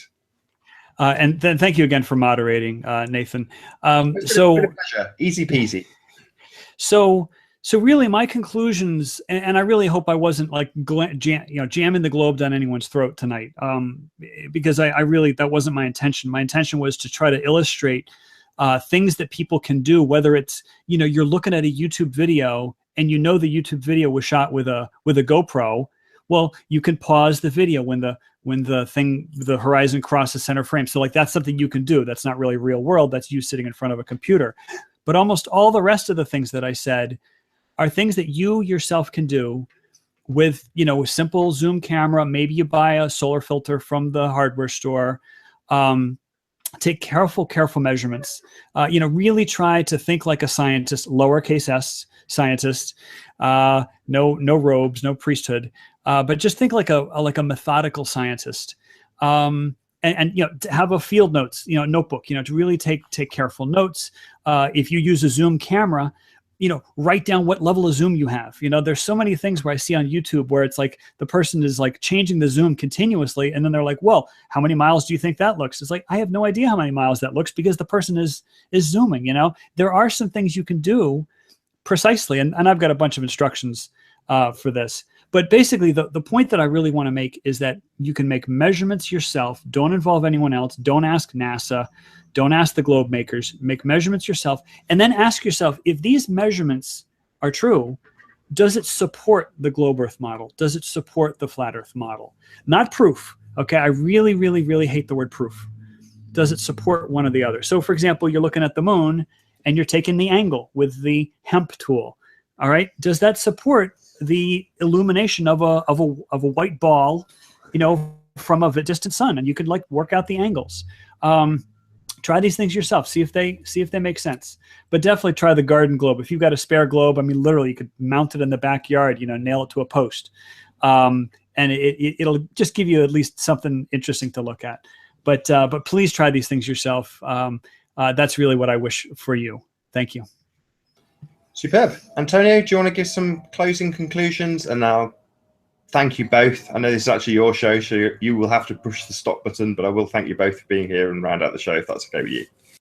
Absolutely. First off, I'd like to say thank you very much to Charles, and thank you, Nathan, for moderating this. My closing points.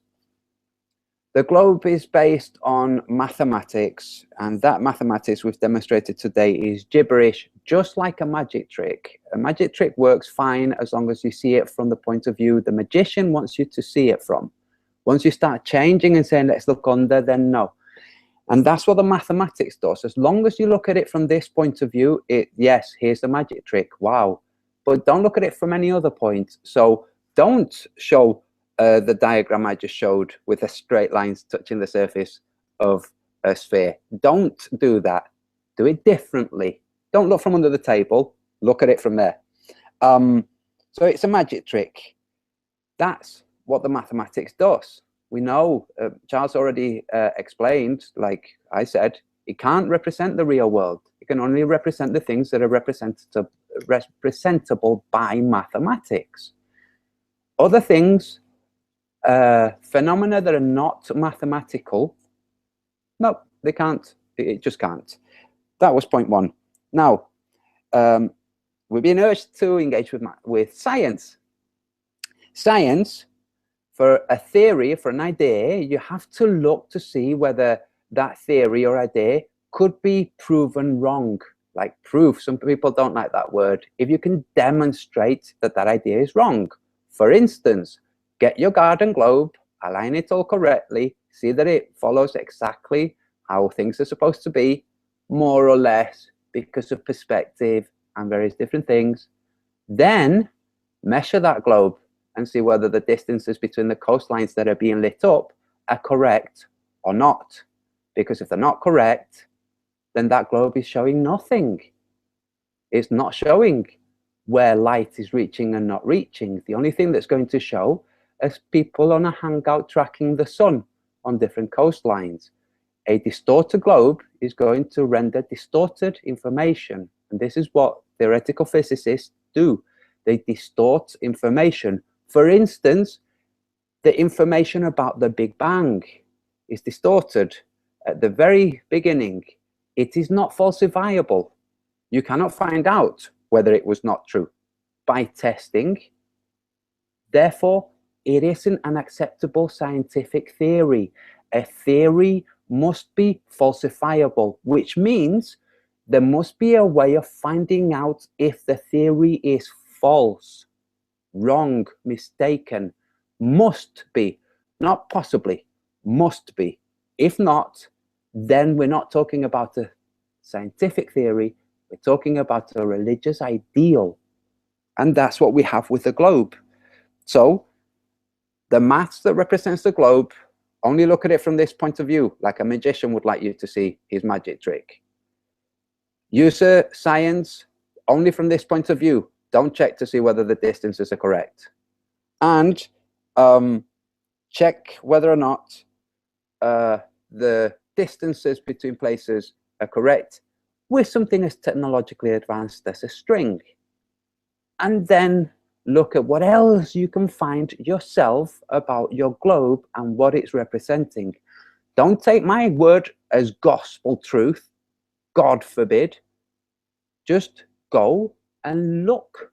That's all flat earthers say. Look how far you can see. The globe says you can only see this far. My eyes say I can see that far. And the curvature, the ships over the horizon, that argument has just almost disappeared because it was demonstrated to not be demonstrating over the horizon. So globe believers will say, okay, let's not talk about that. Let's go on to my next trick. Okay, so you saw where I'd palmed the little rabbit. Now look at this trick with cards. That's the magic that the globe earth engages with. They discard what's demonstrated as false. They move on to something else, and then it's updated. The mathematics is updated. Thank you very much for watching, people. I'll hand it back over to you, Nathan.